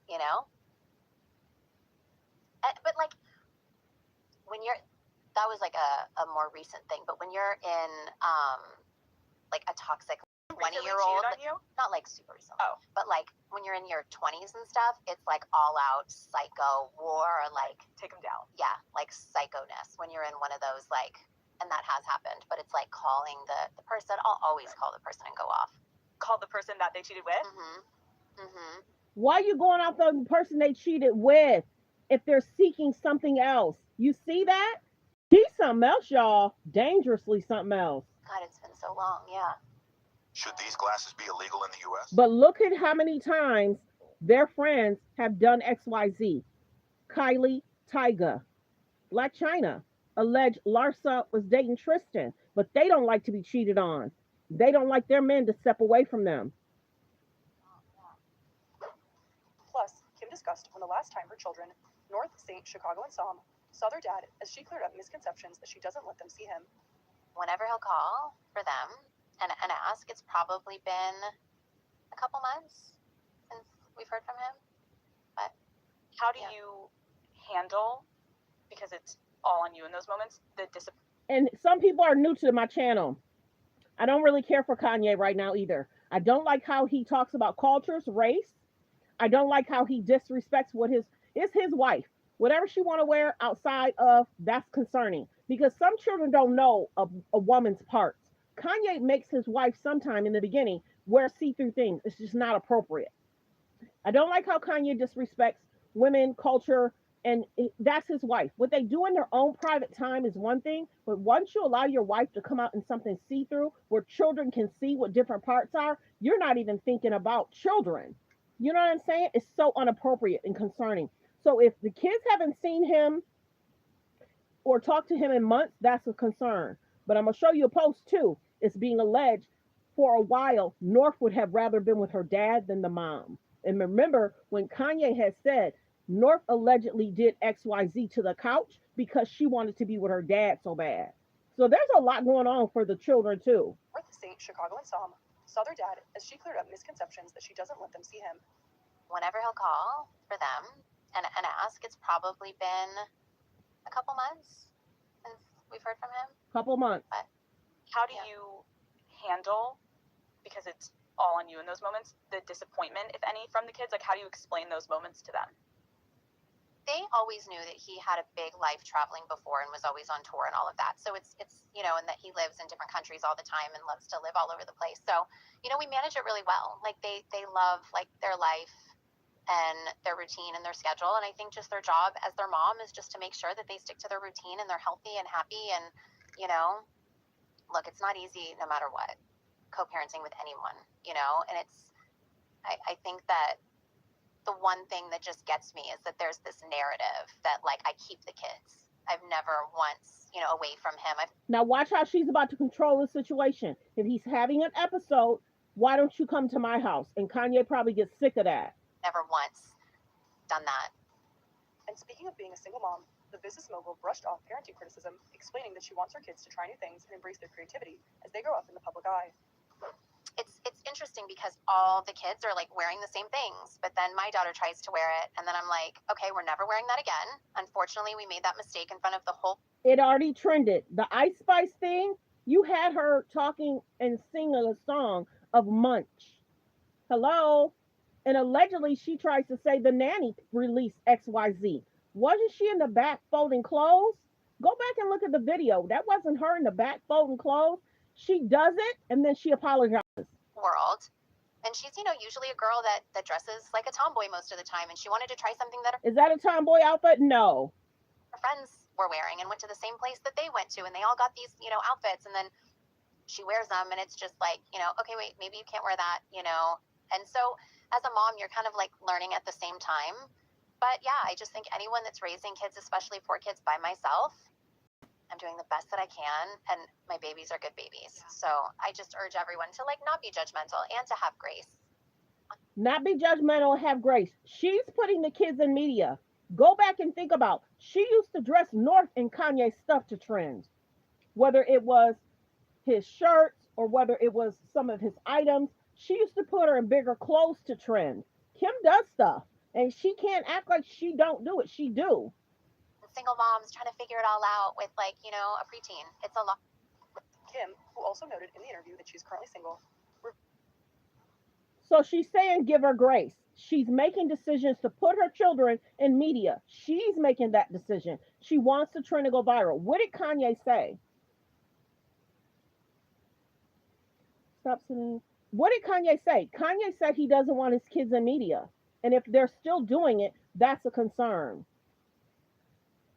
I can talk about whatever I want to talk about on my show. You don't have to be here. This is what we do. We talk hot topics, trending topics. See, that's what they want y'all. It could be from their team too.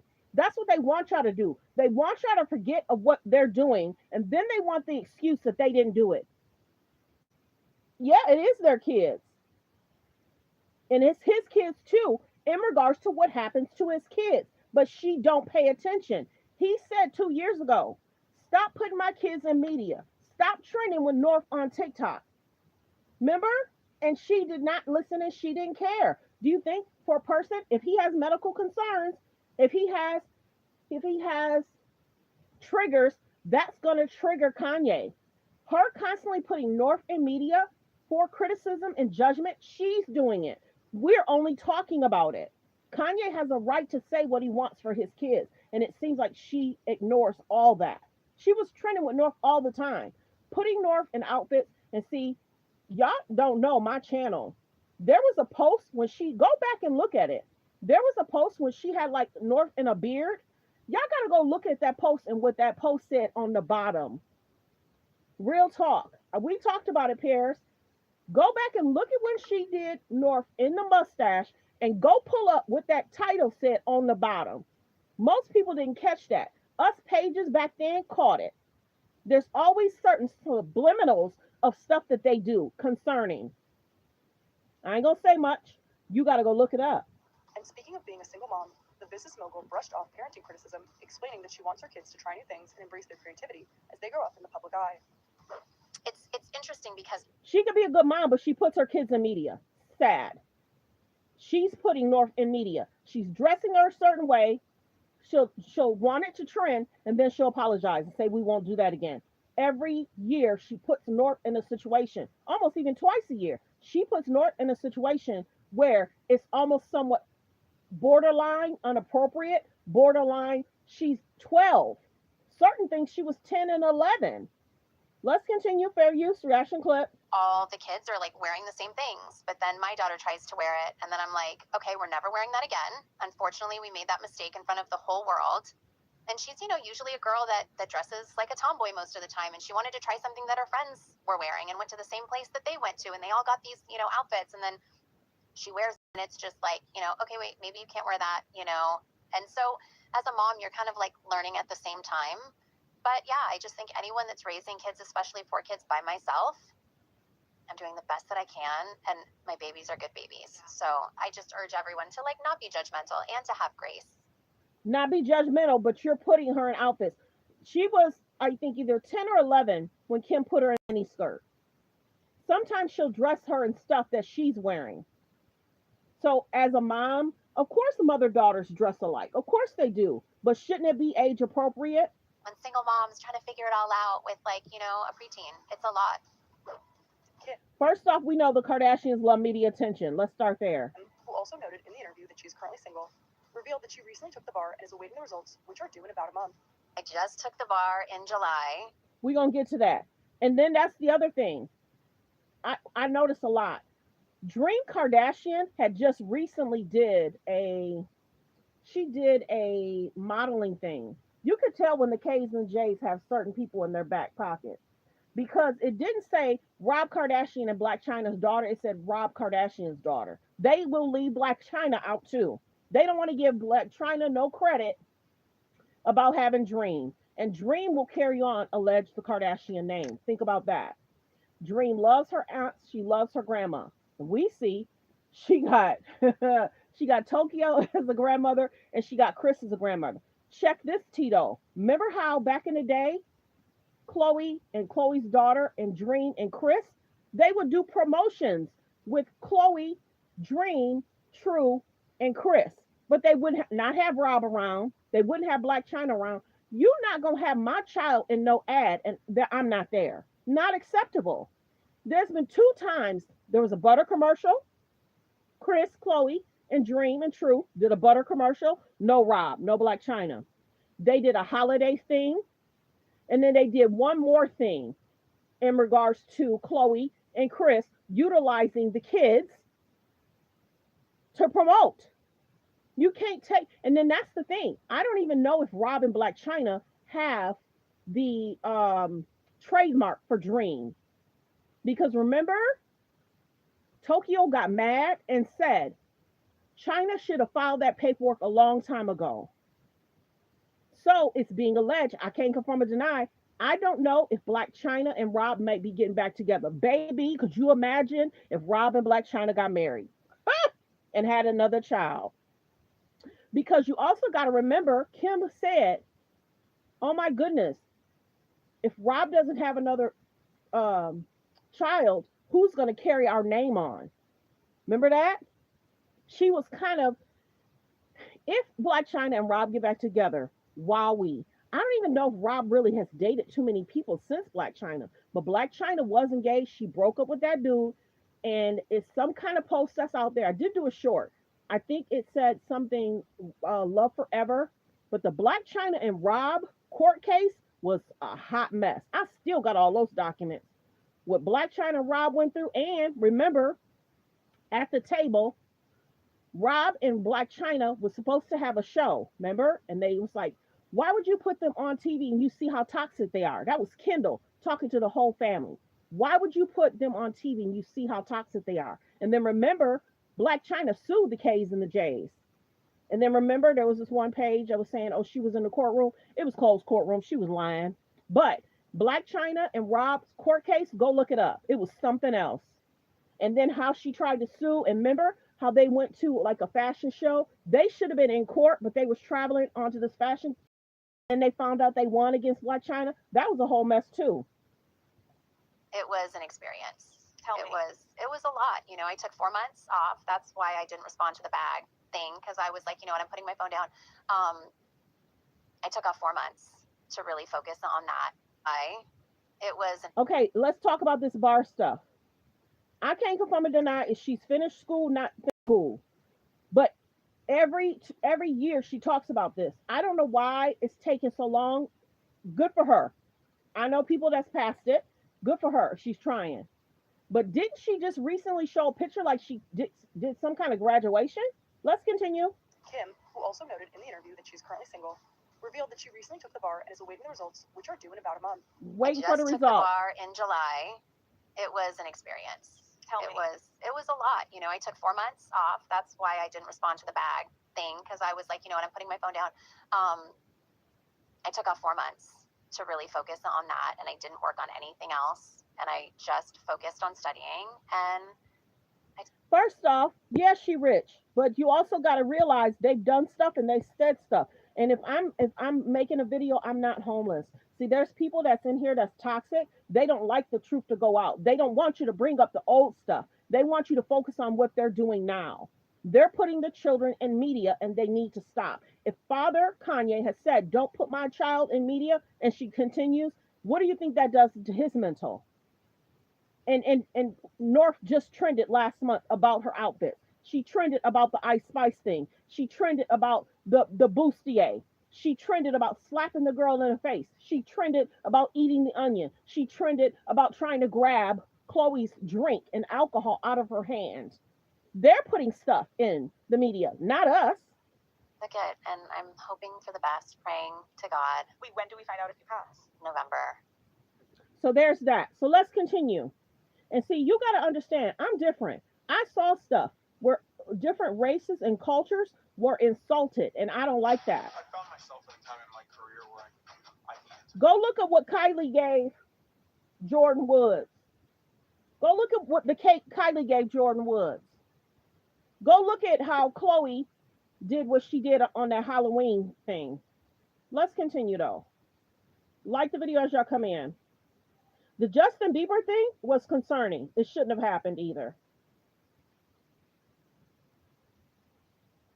Cooper asks Kim Kardashian is opening up about a moment with Justin Bieber she thinks was inappropriate. On October 15th, Alex Cooper asks Kim, Hold on one second. what is something she probably... Hold on. Like the videos y'all come in. We have some clips of Kim Kardashian on Call Her Daddy. She just did Call Her Daddy, the famous Call Her Daddy. I like to talk a lot about the political doom spiral we seem to have found ourselves in, but there's another doom spiral, and it's more of a personal one. I don't have a catchy title for it yet, but it's one that the Kardashians, among many others, have found themselves in, although the Kardashians are the masters of it. I'll say that at least. Kim Kardashian went, not the masters, the pioneers of it. Master is the wrong word. It implies some type of intentionality, and I think actually at this point, one of the arguments I'm going to make is that it's inertia, and it's a very kind of tragic inertia. So we have some clips of Kim Kardashian on Call Her Daddy. She just did Call Her Daddy, the famous Call Her Daddy. She sat in the very seat that the one and only Kamala Harris occupied ahead of, actually just around this time last year. Kim Kardashian, of course, is a much more natural fit for Call Her Daddy than Kamala Harris. But we have a few clips, and I'm going to go ahead and roll dealer's choice on this because I think they're all really interesting. So let's start with one clip here of Kim Kardashian on this latest edition of Call Her Daddy. Can we talk the state of you and Kanye's co-parenting? Yes, we can talk about it. She's sitting across from me and she's on a podcast. What do you think co-parenting with Kanye West is like? That's a good answer. Well, it's not easy. But I mean, I raise the kids, you know, full time. They live with me, and I welcome a great, healthy relationship with my kids in the bed. But I also protect them when, you know, it's time for that, and it goes in waves and phases, and it's you know, a lot of work. But when was the last time Kanye saw the kids? Parenting is a lot of work. Whenever he'll call for them and ask, it's probably been a couple months since we've heard from him. You know, he lives in all these different countries, and I send them, and you know, to Saudi Arabia and Italy and Japan and all over the world every time he asks. I've never once denied it. So the Kardashians, I'm not as much of a Kardashian connoisseur as I once was, of course. But the show, Keeping Up with the Kardashians, which again, I'll use the word pioneer, it pioneered this new famous for being famous model, right? In a very meta sense of that era as smartphones and paparazzi. At the time, really, it was those digital cameras, but Kim Kardashian, of course, was in those paparazzi pictures it was Paris Hilton back in the day when Perez Hilton was peaking. and was sort of famous for being famous. We had pictures blanketing the blogs. I mean, this was really, she was really a celebrity of the blogosphere, the celebrity blogosphere of the aughts, and turned that into a reality television show where, for the most part, the three sisters who starred in the show were grown adults, and it was about their lives as small business owners. What was the name of their original store? Oh my gosh, it was so funny. But that is what started. That's what the show started as, was the three sisters as grown-ups, and it became what sustained these gargantuan lifestyles.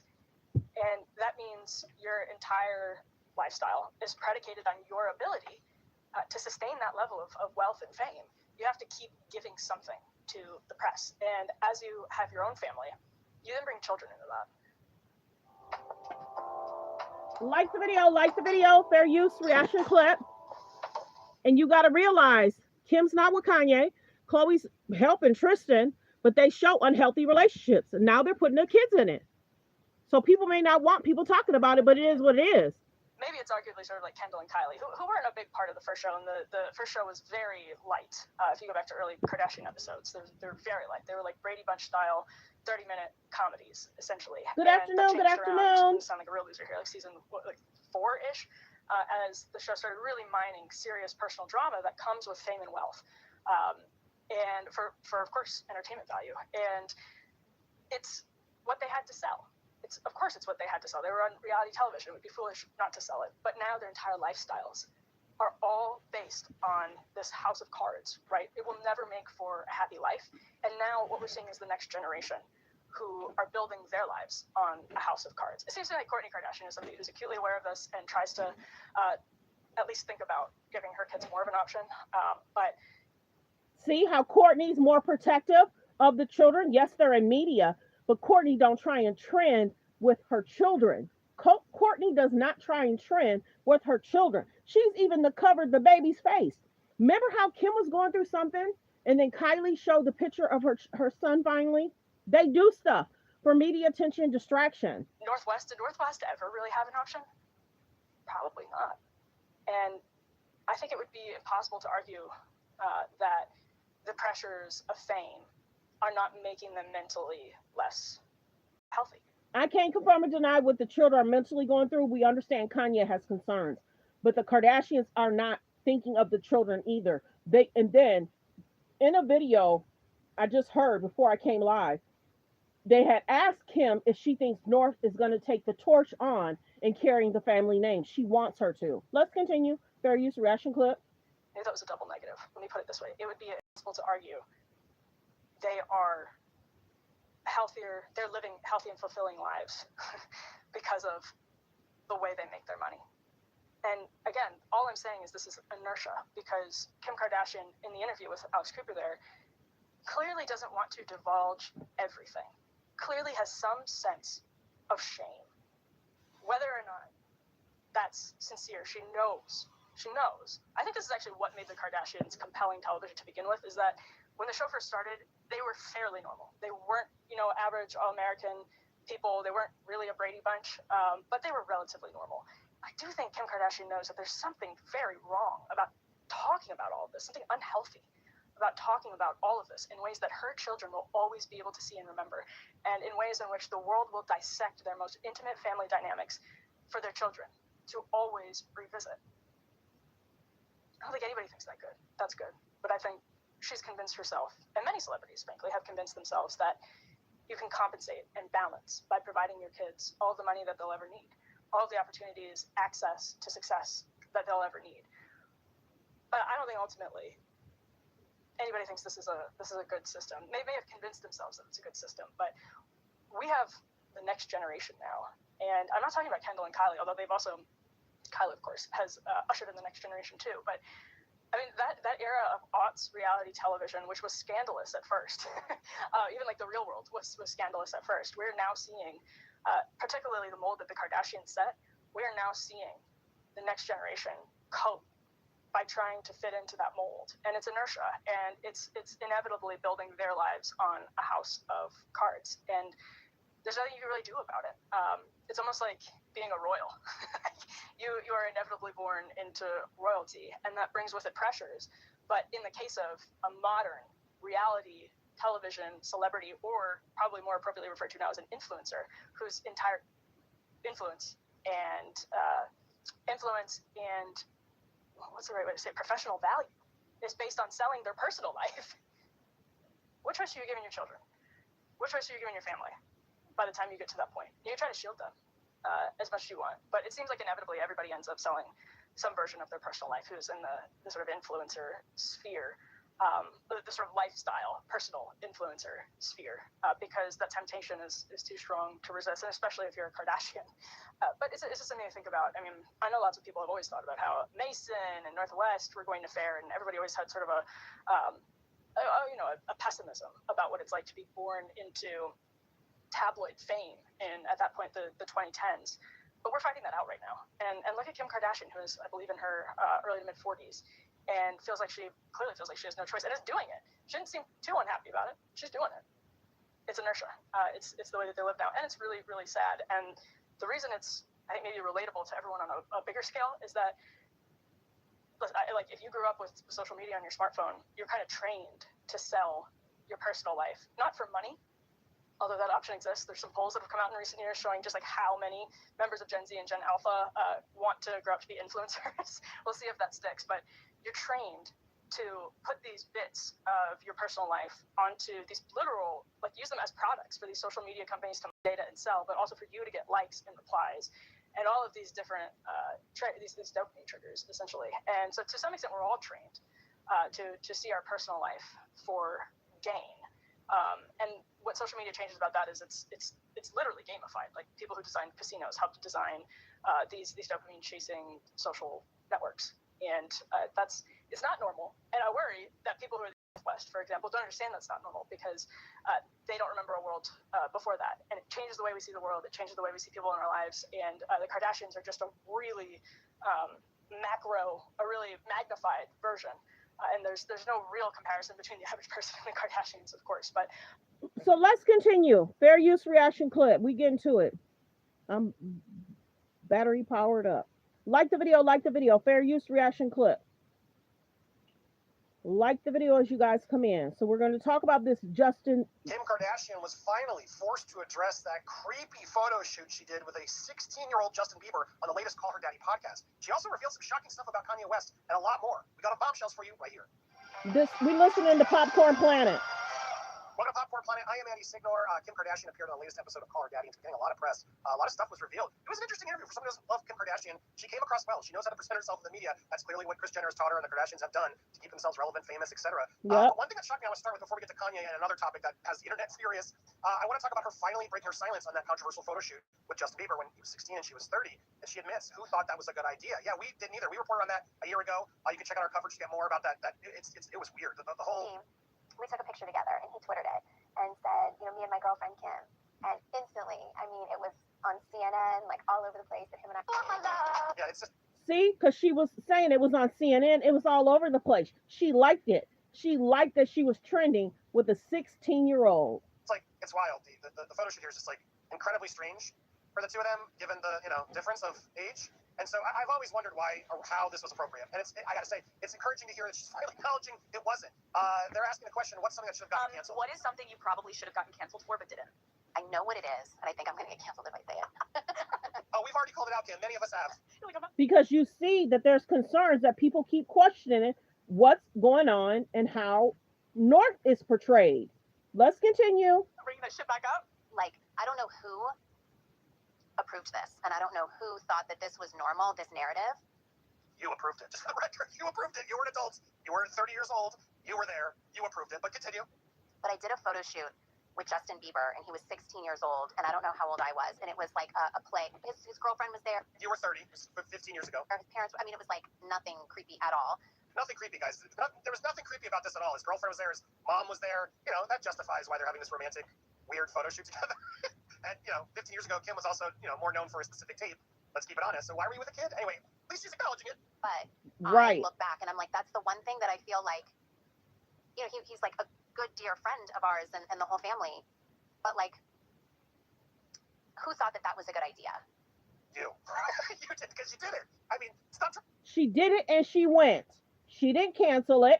And then when she's being interviewed about it, she was smiling about it from the interview years ago. Gonna blame somebody else. If you're gonna own it, at least own it, girl. Like I'm not even trying to be mean to her, but this weird deflection she's doing. Who thought this was a good idea? Clearly you did, because you're in it. You know, I must have been 30 years old. You know, I could see that. I could see that getting murky. But it was a story of what's that story with the teacher and the student, the graduate, yeah, right? I just feel like that was nothing ever weird was obviously happening, and like I just think that was like an odd concept, and why none of us thought that was odd at the time.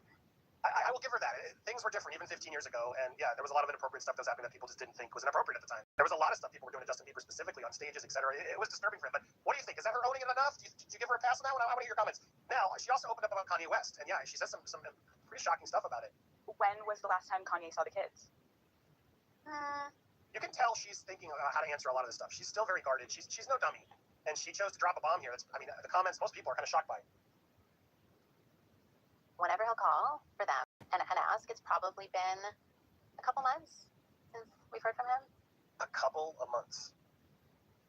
Yikes. Now, Shadia tells more about the toxic marriage that they were in. Like, what explaining, like, what were the signs? But I think that it just, when someone isn't willing to make changes that I think would be super healthy and beneficial, it makes it really hard to continue on in a relationship that can be toxic. And that, I think that, when you have kids, it's definitely harder to leave than it is to stay. And it changes everyone's life and forever, so you really have to like take your time and wait and see if there'll be changes. But once you get to a place where you feel like it's not going to change or get better, then you have to make like some serious choices on what you're going to do. And that's like a really hard reality to face. The Kardashians like to trend and go viral. Be careful who you marry and be careful who you have children by. Yeah, she gets into more detail about it, but it does open up more than I expected her to. Even like the Pete music video and everything, I was like, oh, I can't imagine how Kim handles that, right? Like in those moments, like we reported on this too. It was love or hate Pete Davidson. I don't really have an issue with him. He handled it like a pro, and the way Kanye was obsessing and like basically threatening him and these weird skeet stuff, it was all very strange. But Kim did address it. Hey boss, get a whiff of scented angel sauce. That Pete Davis stuff was so concerning. Remember how she had kissed on Pete and they were on the carpet? So Kanye was mad because allegedly Kanye had her and was helping her for that SNL skit. But if they were going through divorce and they were separated, she could date who she want. But that whole Pete Davis stuff, not cool, Kanye. Or him. And I felt so sad and sorry for him. And he was such a great like man that was like, I got, like, don't worry, like it's all good, or at least acted that way. And it must suck to just be put in that position. So it's had me put up this guard where I don't want to put anyone in that position. So it's easier if I just maybe stay away but then I can't live my life like that either. No. Like I feel for her a bit. I do. Kanye has proven to be just very troubled and just putting him on blast. And then she asked, what was the final straw? There was just a lot of things that I wouldn't deal with, like I didn't like the feeling of like, someone being like maybe talking bad about, my kids' grandmother, aunts, like all of those feelings. If someone feels that way, then, we shouldn't be together, maybe airing out a lot of stuff, a lot of personal stuff, just not feeling safe, not even physically, just like maybe emotionally or even, financially, because this gets crazy, guys. Listen to this. She gives an example of sort of detailing what Kanye does. Have, big ideas that, I would like come home and we had like 5 Lamborghinis and I'd come home and they'd all be gone. If he was in an episode, and I'd be like, oh wait, where's all our cars? Like my new car. And it would be like, oh, he gave them away to all of his friends. And then I'd be like, huh, okay. And then 5 Lamborghinis I just bought and then just gave away. Come home again, and at a different point we had, 5 more. 10 Lamborghinis. And then I'd wake up in another episode and they'd all be gone again. And that time I was like, keep them, guys. Like I don't know what to say, but like I never felt like I didn't know, what you're gonna get when you wake up, and that's like a really unsettling feeling. Yeah. 1,000%.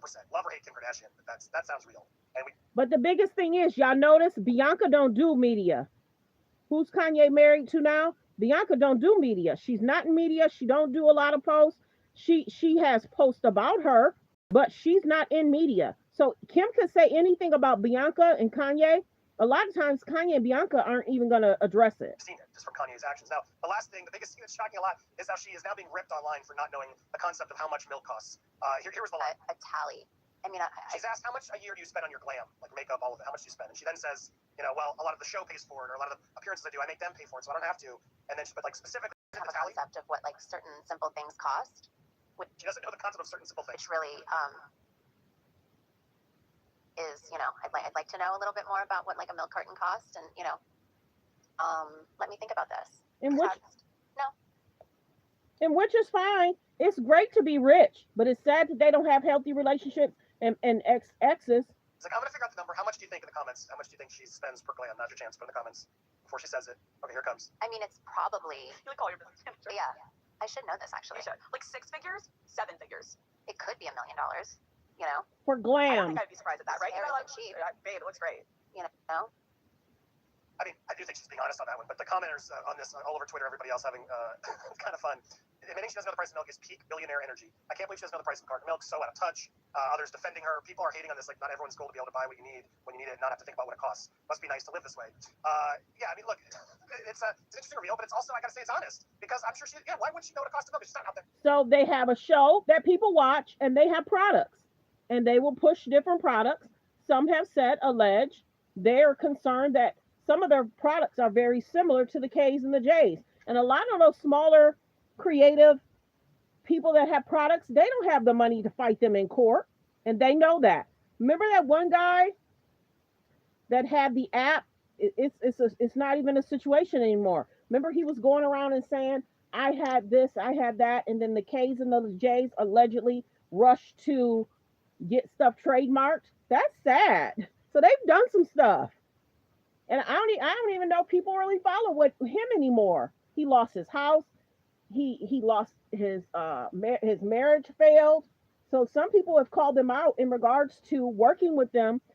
Some say it's been great. Some say it's not. Buying milk and worrying about the cost of milk. She has 10 Lamborghinis, guys. When you're that level of rich, it's a whole different concept. I imagine. But what do you think? Did you guys watch this full episode? Do you think she addressed stuff well? Do you think she came across better than usual? Or are you always been a Kim Kardashian fan? Be honest in the comments down below. Let us know what you think. Like the video. Like the video. Fair use reaction clip. Let's continue. Like the video as y'all come in.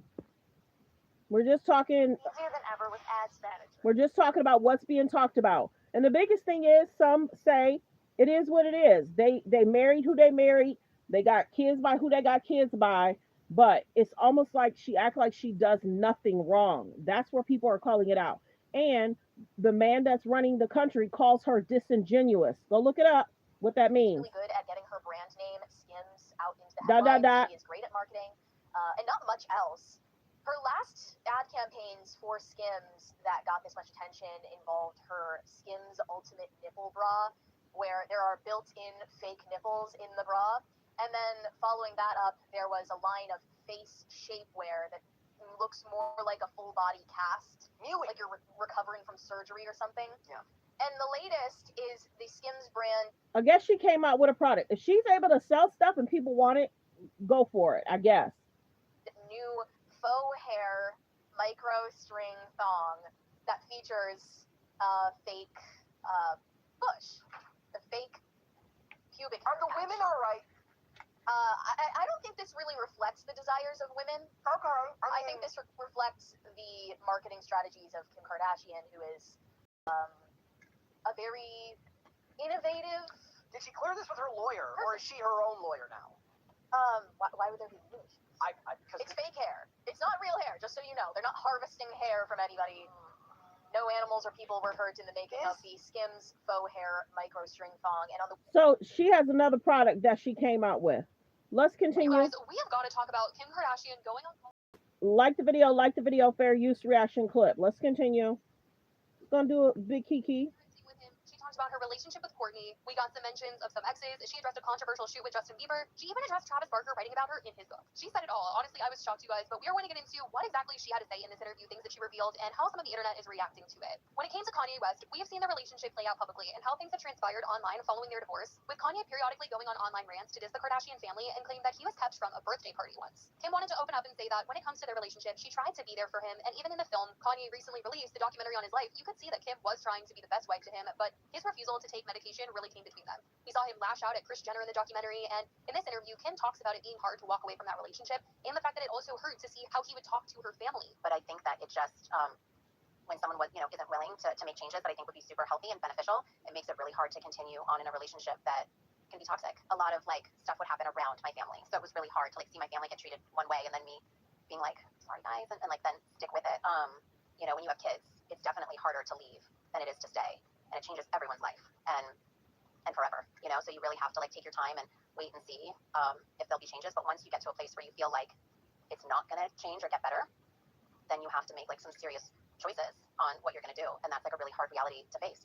She talks about the lack of stability with Kanye, from the way that he would air stuff out publicly and didn't like her mom, to him also just going wild and making random financial decisions without consulting her beforehand. Feeling of Like the video, fair use reaction clip.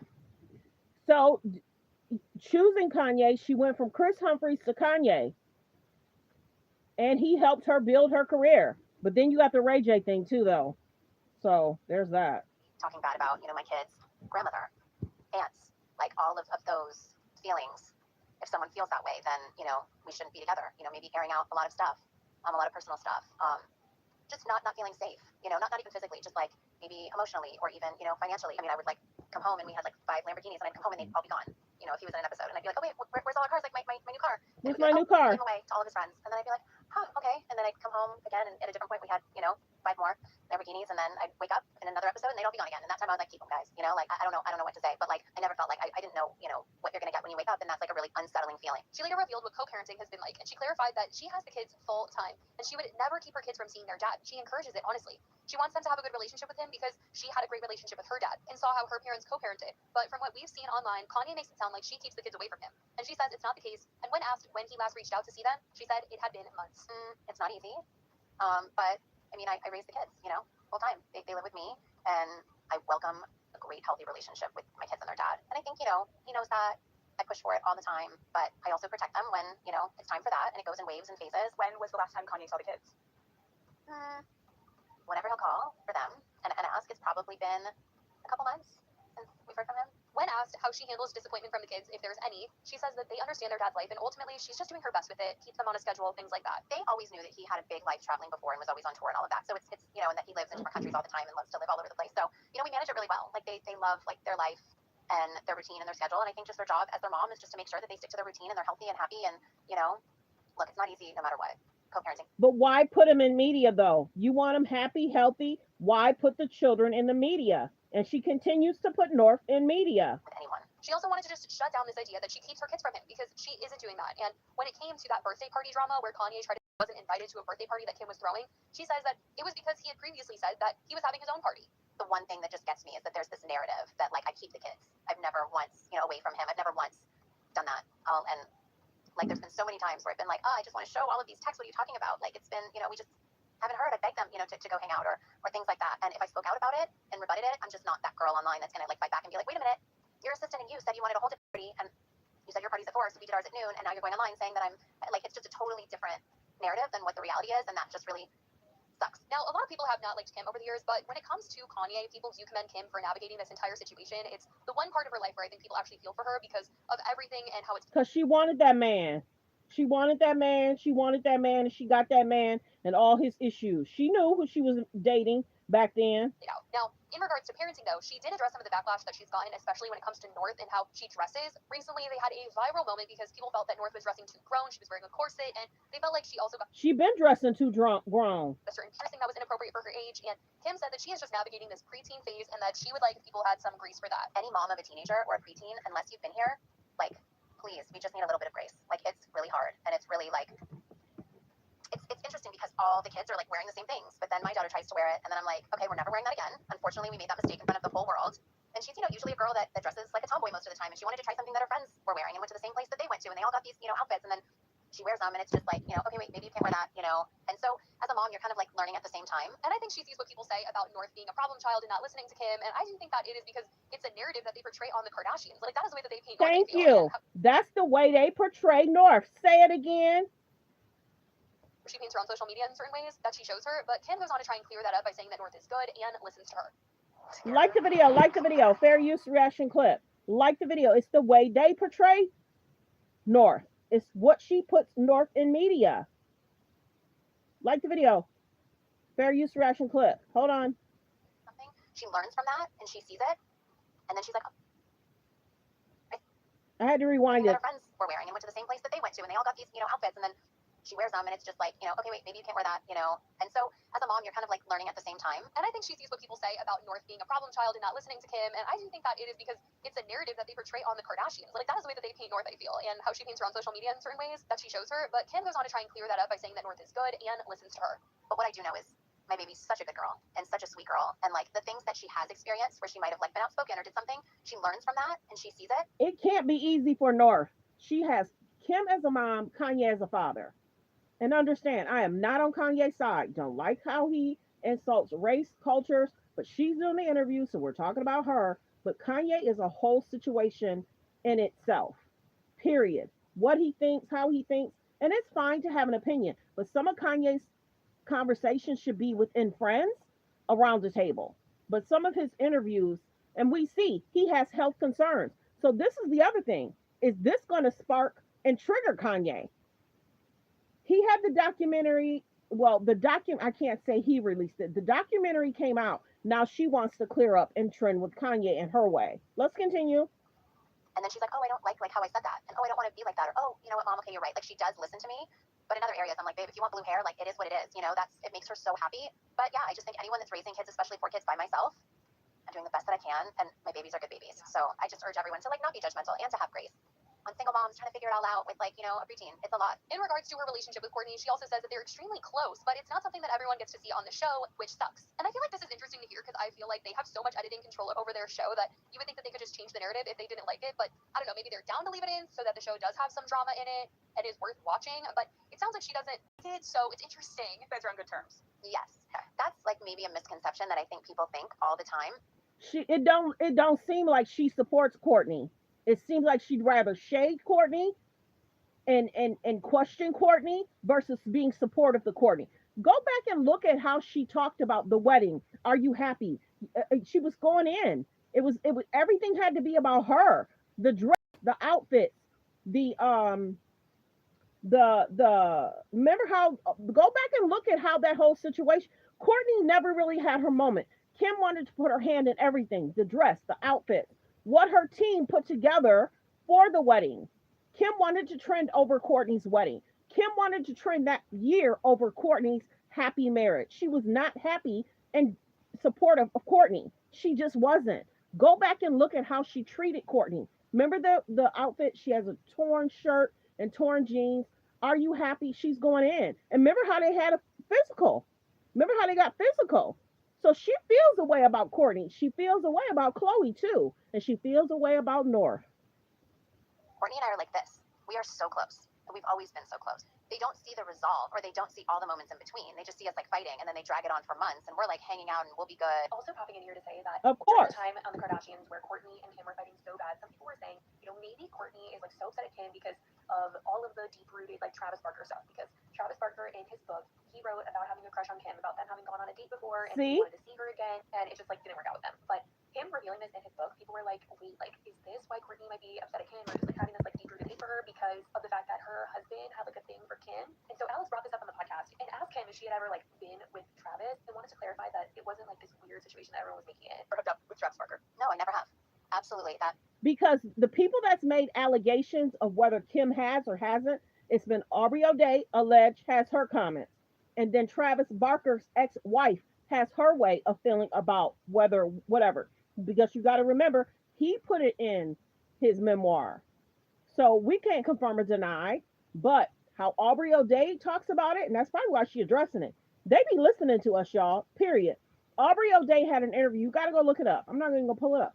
Aubrey O'Day had an interview and she talked about her relationship with Kim and what they used to do. And it's her opinion. I do not mind you asking. I never have, and that really sucks that has gone on. But he dated Paris, and we were all friends, and we'd all like hang out. And when I was with Paris, we'd be on the road and go to like their tour in Amsterdam, and like so I have been friends with him, but never like in that way, and never, never. Did you have any heads up that you were going to be in his memoir, like reference as the cross? No, okay. No.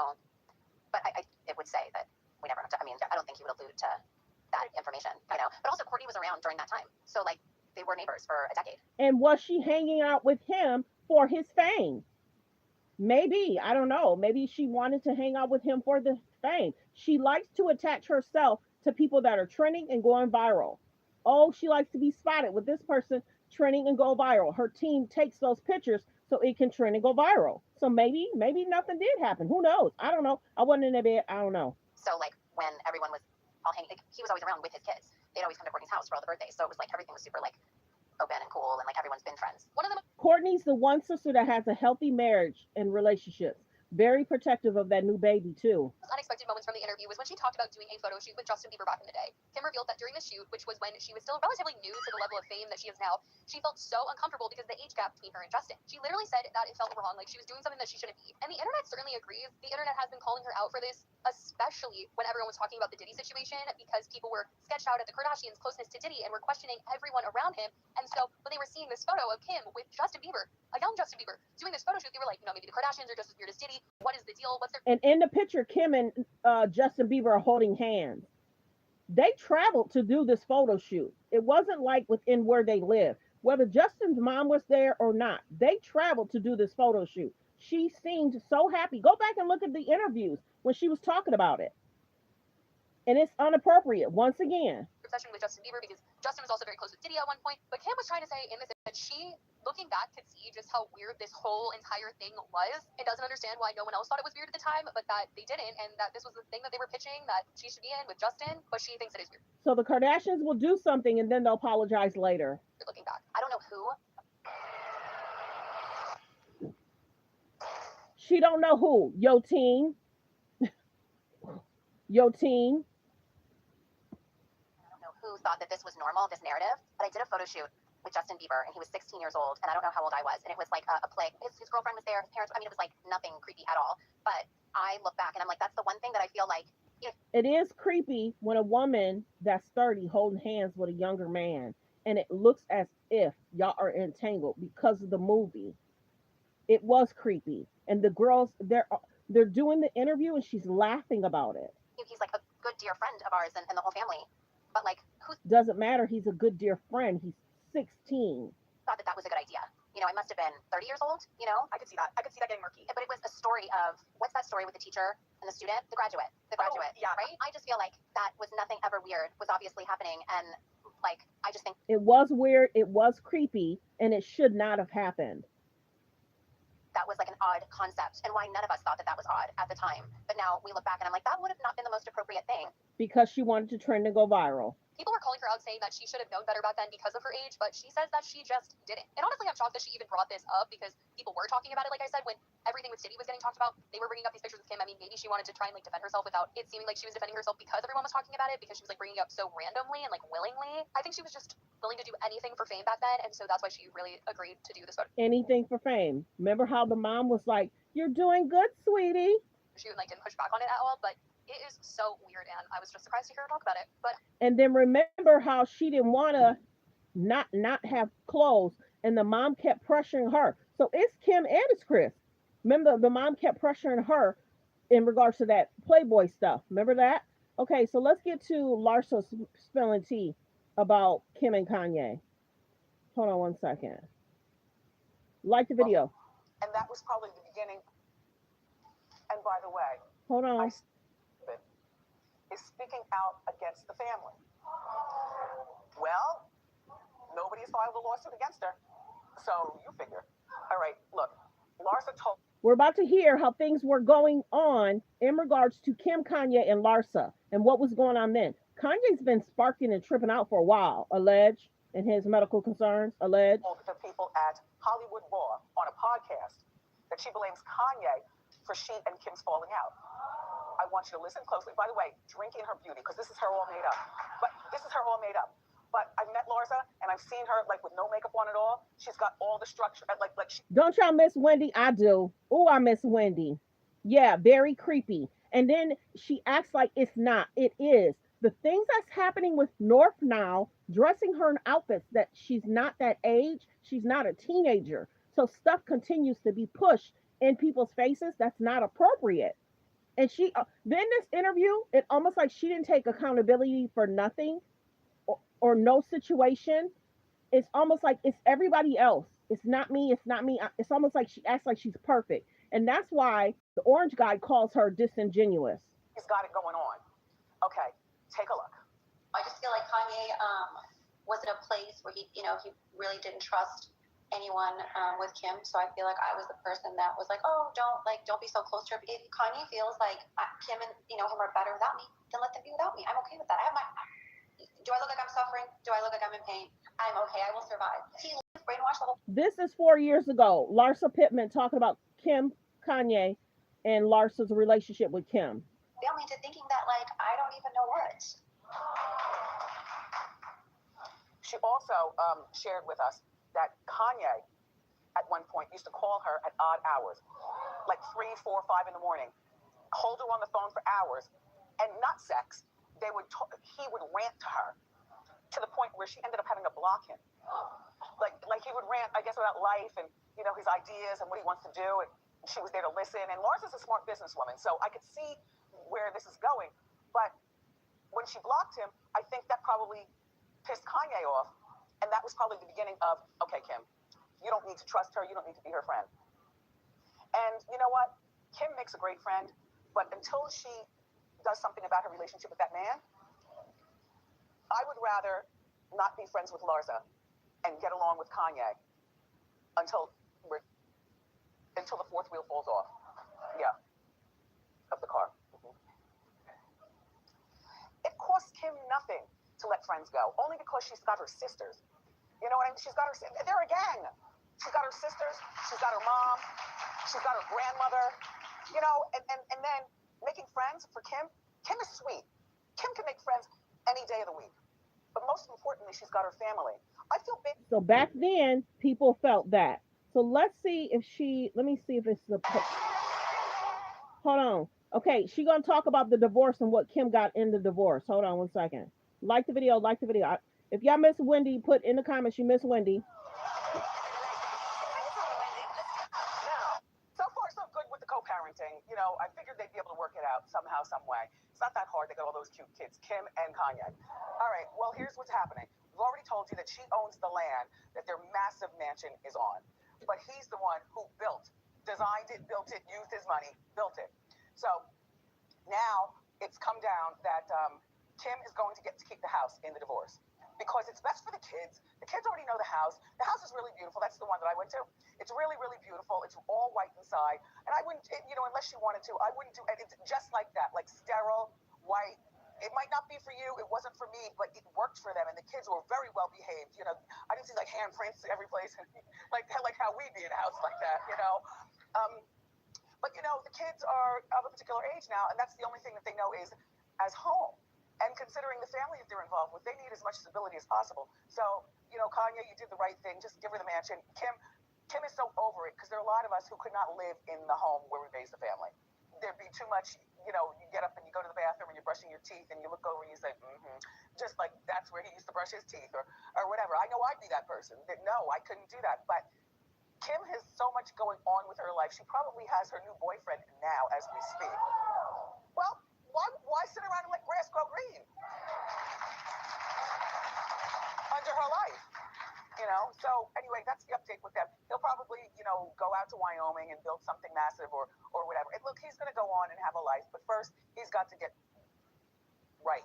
Yes, he's got to get right and then go on and have a life and get back to the music that's our favorite Kanye music, which is like, the beginning. Yeah. So tonight, the Real Housewives of New Jersey, or excuse me, last night. And so Jen is the girl who does not get along with Melissa Gorga. Jen's husband is a plastic surgeon.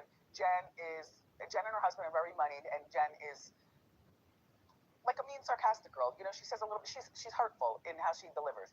So Jen was at a cocktail party apparently and heard a rumor from a woman who walked up to her about Joe Gorga.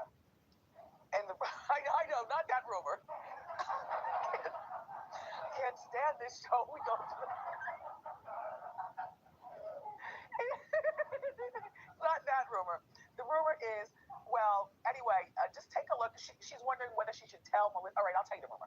The rumor is that Joe, who he builds houses, he's in construction and things like that. Remember, he was posting pictures of different things that he said that he built, and like the befores and afters, and a lot of people. This is a little while ago, And people said, no. Joe Gorga didn't build this. You know, he's fugazi with it. You know, how he's delivering, you know, his accomplishments. He didn't do that. Then the new rumor is that Joe Gorga doesn't pay people who he hires. Well, at first I was thinking it was all about the construction company. You get people that work for you, and maybe you think because it's a day laborer, that person doesn't deserve to be paid, or if it's a proper employee, maybe you keep telling them, I'll pay you next month, I'll pay you next month. It turns out Joe was being honored for, building and doing great things in his career, and he wanted to be introduced properly. What a diva.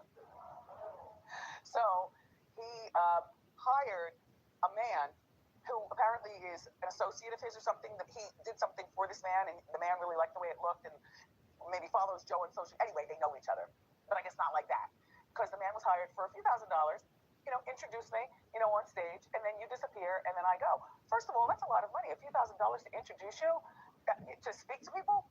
Second of all, why can't you just have the voice of reason? Okay, let's continue. Fair use reaction clip.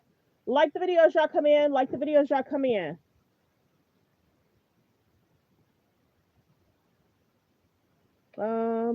Larsa. Like the video as y'all come in. Let's continue.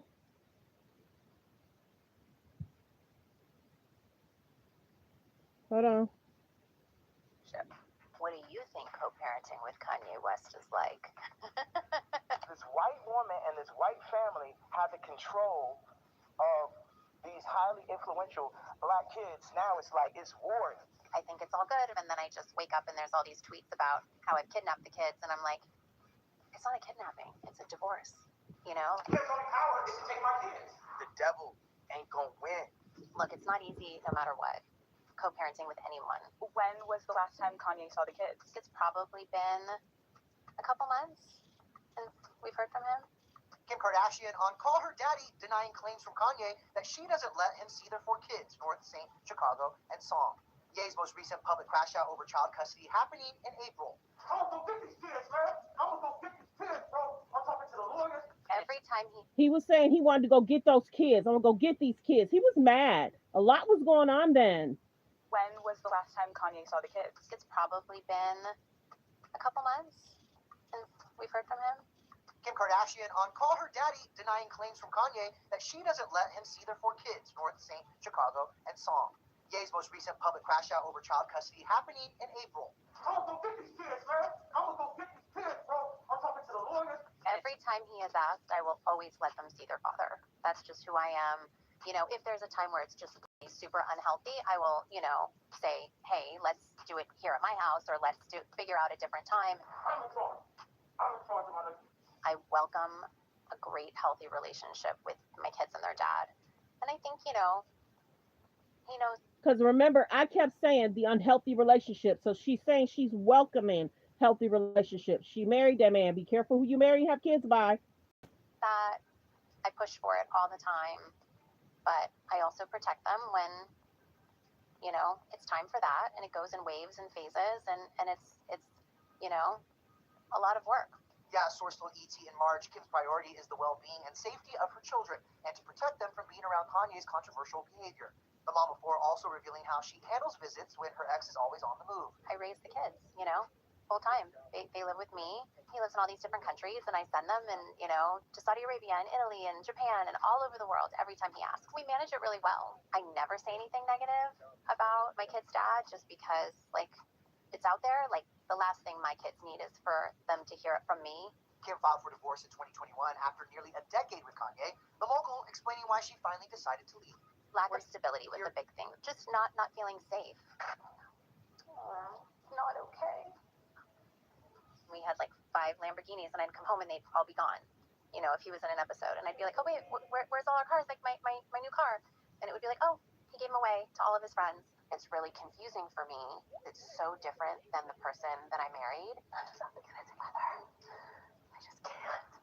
Once my mental health starts to get affected, and then I can't parent the way that I need to, and I can't be present and focused, then there's got to be one of us that can. And I had to save myself in order to be a better mom for everyone. And I think when everyone's older, they'll be able to understand it and see that all. Operate. Put things in perspective, you have no idea what it really is like until you go through it yourself. If you found the love of your life, he comes into the picture, do you think you would get married again? I would, absolutely.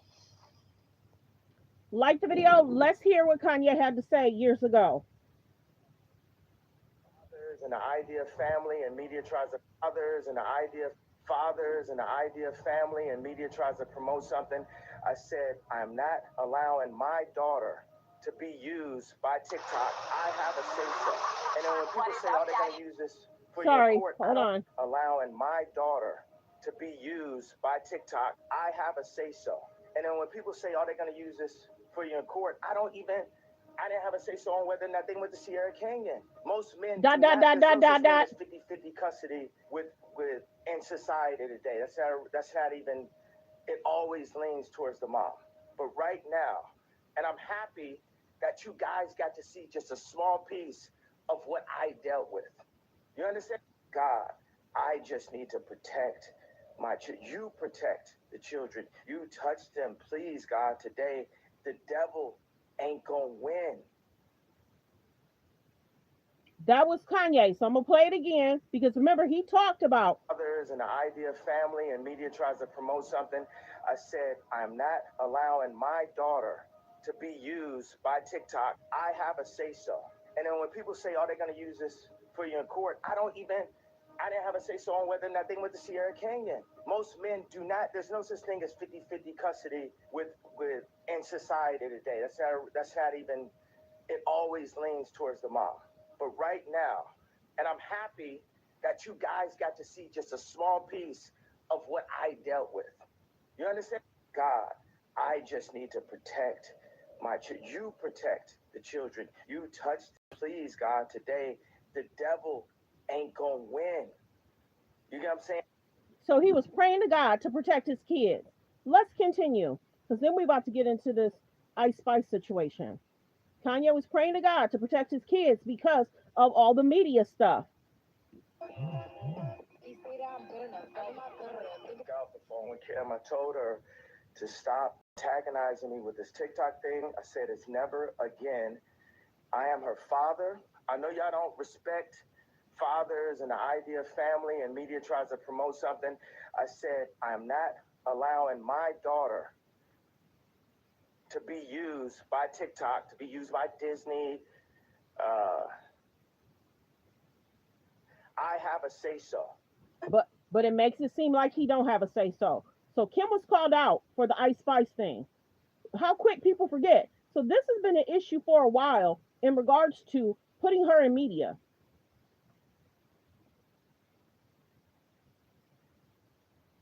I think that Kanye has lost his mind. I think he has. I think Kanye is not a stable individual. However, and it's sad that he's not stable because where else can the kids go? They have to be with Kim. Let's continue. He could not have said more truer words, and I'm going to play what he said here in a minute. He could have said more truer words when it comes to his baby girl. Now, y'all not understand or see what this girl is dressed or who she's dressed like because y'all are reasonable people and y'all don't follow I Spice or I Slice or whatever that girl name is. She's a complete on, she's an artist that does videos and she's a complete. So I know why Kanye said that Kim got his daughter out here tricking on the TikTok. Now I'm going to play the clip so you can see what his daughter is doing and who she's mimicking. Then I'm going to play the girl that she's mimicking and then I'm going to play what Kanye had to say. Roll the clip. So I'm not going to show y'all the picture. Y'all know what the Ice Spice situation was. Kim was called out then. So let's continue.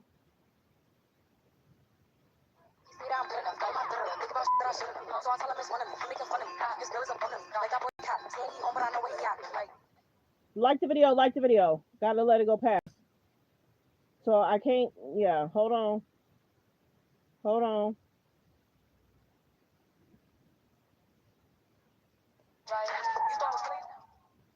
So back then, remember it was the song Munch. You thought I was feeling you? And she's shaking her behind and all that other stuff. Kim, think it make any sense for her daughter, their daughter, to dress and mimic that we just saw on the camera? What sense does that make?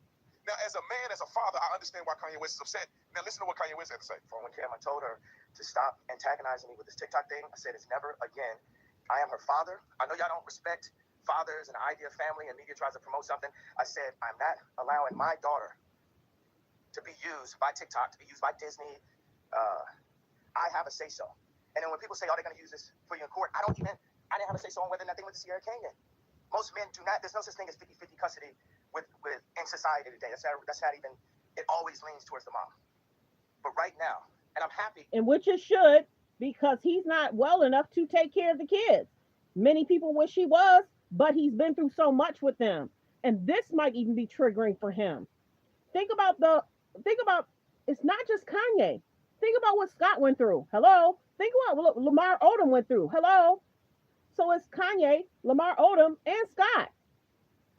That you guys got to see just a small piece of what I dealt with. You understand what I'm saying? Hold on, I'm going to interrupt this program real quick to tell you about the Austin Tatum store. So go to TatumStore.com. Like the video. That I have on. We have them in 3 different.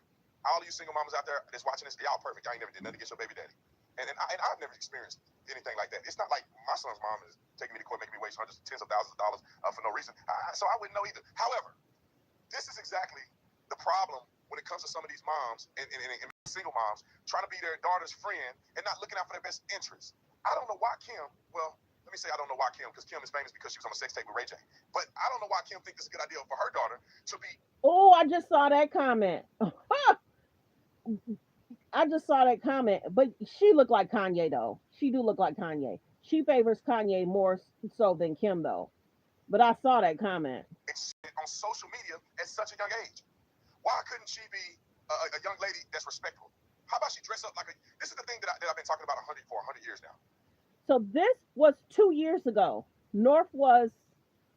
She's 14. She was 11 or 12. Wait. She was 10 or 11 when that Ice Spice thing happened. 10 or 11. Why does black people have to be... Why do we have to be degenerate? Why couldn't a young girl dress up as somebody that's successful? With as much money as Kim and Ye make, the elite financial status, the daughter is aspiring to be the lowest common denominator. How does that make sense? Someone who was very successful at the height of their career, at the height of success, got all the money in the world, their daughter is aspiring to be the bummiest woman on the internet. The bummiest, most oddish, poor example for a young lady. Because remember, Ice Spice was shaking it. Why would Kim want her daughter to be shaking it? Hello? And the song was Munch, y'all. That was 2 years ago. North was 10 or 11. And look at this outfit here. This is a concern. She's dressing her like her. Pushing a narrative. And she's still pushing it. And she continues to be questioned. See, all the other pages are going to talk about her and Kanye. And they're talking about their relationship. No. I'm telling y'all why people are frustrated, angry, and mad. It continues. She don't stop. She'll do stuff, then apologize. She'll do stuff, then apologize. The cameras have to be on her and the children. And Kanye said, please, don't put my children on media. And they do it.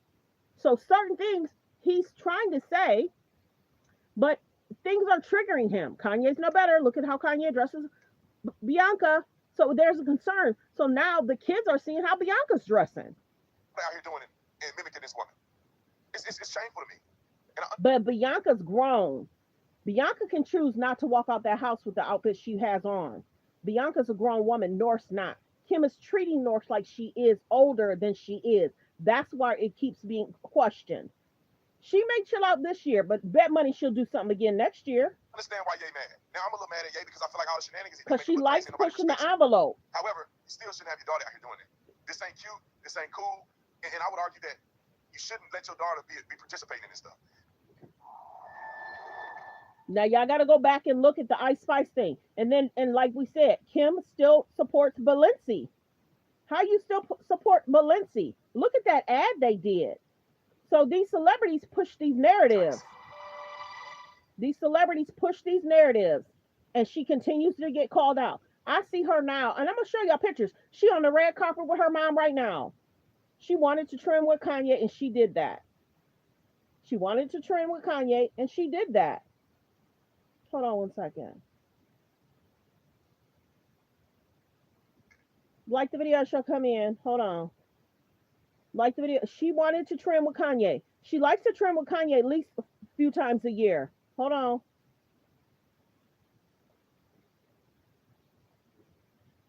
I understand why Ye mad. Now I'm a little mad at Ye because I feel like all the shenanigans he do make him look crazy and nobody respects him. Hello? However, you still shouldn't have your daughter out here doing it.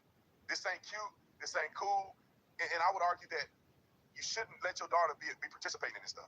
Because what else do you think your daughter's going to want to do? Your daughter shouldn't even know who Ice Spice is. What else she going to want to do? This is 2 years ago. In the lyrics song. Talking about sucking and doing all kind of stuff. Dot, dot. Why would your little baby got to hear that? Unless you don't really care about her and you want her to be famous for being a thought like Kim was. Dot. Kim on there with Ray J. She was a nobody until she on the tape for everybody to see Ray J. You know what? I don't even have to say it. They were having relations. And it's why you probably search it up now. What man want his wife to be on some tape, and what wife or what husband, father want their daughter to be doing the same thing? Anyway, y'all comment in the comments. Let me know what you think about this whole thing. So I'm telling y'all, people was going off on her a few years ago, and she's still doing stuff that could spark and make Kanye. West, who is a big fan of rapper Ice Spice, got to do some TikToks with her, and she also dressed up like her as well. Yesterday, there were 2 videos that North did dress like Ice Spice, and one of the videos was removed off of TikTok. Rumors are that Kanye West made Kim Kardashian remove the videos of North dancing off of TikTok. Since then, North and Kanye has been trending on Twitter. And an old video of Kanye West talking about a conversation he had with Kim Kardashian about North have resurfaced and is going viral. I got off the phone with Kim. I told her to stop antagonizing me with this TikTok thing. I said it's never again. I am her father. I know y'all don't respect fathers and the idea of family, and media tries to promote something. I said I'm not allowing my daughter to be used by TikTok, to be used by Disney. I have a say-so. But as we see, it's still a concern. It's still a concern. Okay, so let me see if I want to do some more hot topics, trending topics, and go to what else is being talked about. I'm gonna go to the top. So certain stuff is saved, and we're gonna talk about it. So this guy spoke up and is like, yeah, I got one of them cars. And I think Kanye still does it. I think, remember he went to that premiere and Kai Cenat saw Kanye, he got all excited. I think Kanye gave a car, alleged, to the game. That silver, I don't know if it was silver metallic, but I think he gave the game that car. So I think he's still doing it.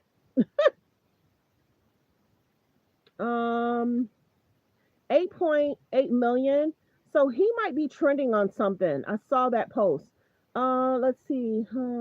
We talked about this, and people were saying, I'm not gonna go there. Go look up what people are saying and talking about Erica Kirk. She's going to do a Super Bowl halftime event outside of what's happening for the Super Bowl. So there's that. But people have conversations about Erica Kirk. Cardi B pregnant. She likes to post. She likes to talk. I'm not really going to play that. We're going to continue. Woman faces 10 years in prison. Okay. I heard about this. A woman's facing 10 years in prison after selling baked goods bought by her food stamp card. Hello, she could be facing 10 years, y'all. So I don't know if it almost seems like she had a facility and she was getting stamps and she was selling baked goods from using the card. She can get 10 years. We're just going to do quick hot topics, trending topics. We talked about this, how Kanye West would give away Lamborghinis. We talked about that. It's been a long journey getting to this day, October 16th, 2025, but we are here in the English countryside, about an hour and a half outside of London, and the verdict is in.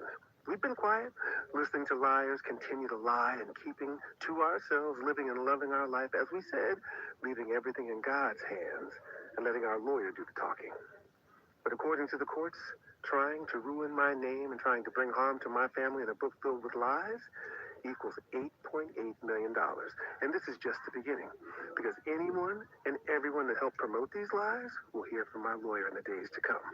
No weapon formed against us shall prosper. But from my voicemail is the voice of a liar. Now I'm trying to remember what happened months ago, and allegedly he won 8.8 million. Let's continue. The 80s days. 6, 7. Asking him about Kanye, and he's wanting him to move on. Go look up this clip because I think there's like music playing in the background. Ty Dolla $ign worked with Kanye on music, and he said he helped a lot with the project. But go look at the video. He's talking Kanye. Him and Ty Dolla $ign worked on a lot of stuff a year or two ago. So there's that. I'm not really going to get into it. LeBron loves his wife. And we've talked about Aisha Curry speaking out and talking about she didn't want to get married. She didn't want to have kids.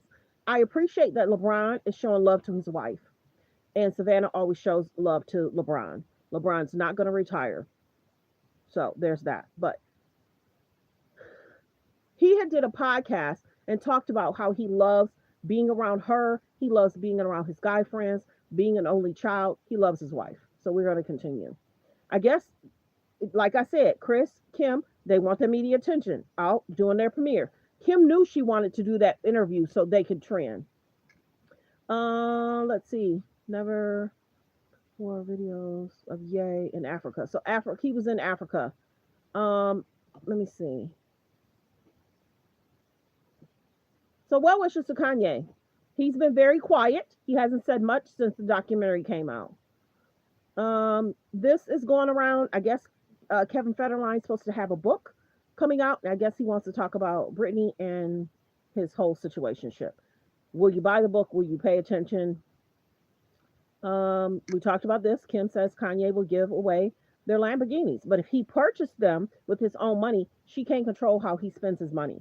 And if he wants to bless someone or if he wants to gift someone, but it's the image of we have these Lambos and then you're removing. So, but if it's Kanye's money, I don't think she specified directly or not if it was group money, joint money, but if it's his money, he can do whatever he wants if he wants to freely give. But they say Kanye don't like to tell people no. But remember, he's kind of like, regards to like his outfits, he do try and make sure people get items for like $20. So we see he has a kind heart in regards to young adults being able to get items for $20. But yeah, this was an issue. But if it's his money, he can spend it however. But that was the biggest thing with Kim. She didn't want them going broke because of how big his heart was. And he always, it was almost like, I did a post, I did a short in regards to you can almost ask Kanye for almost anything, he'll probably give it to you. And then it's like Kim didn't want them going broke. I'm not going to really get into the Charlie Kirk situation. There's a lot going on regarding this though. And they haven't released more information. Have y'all noticed that? So that's interesting. Right now, she's about to prank her mom. So I'm not really going to get into that, but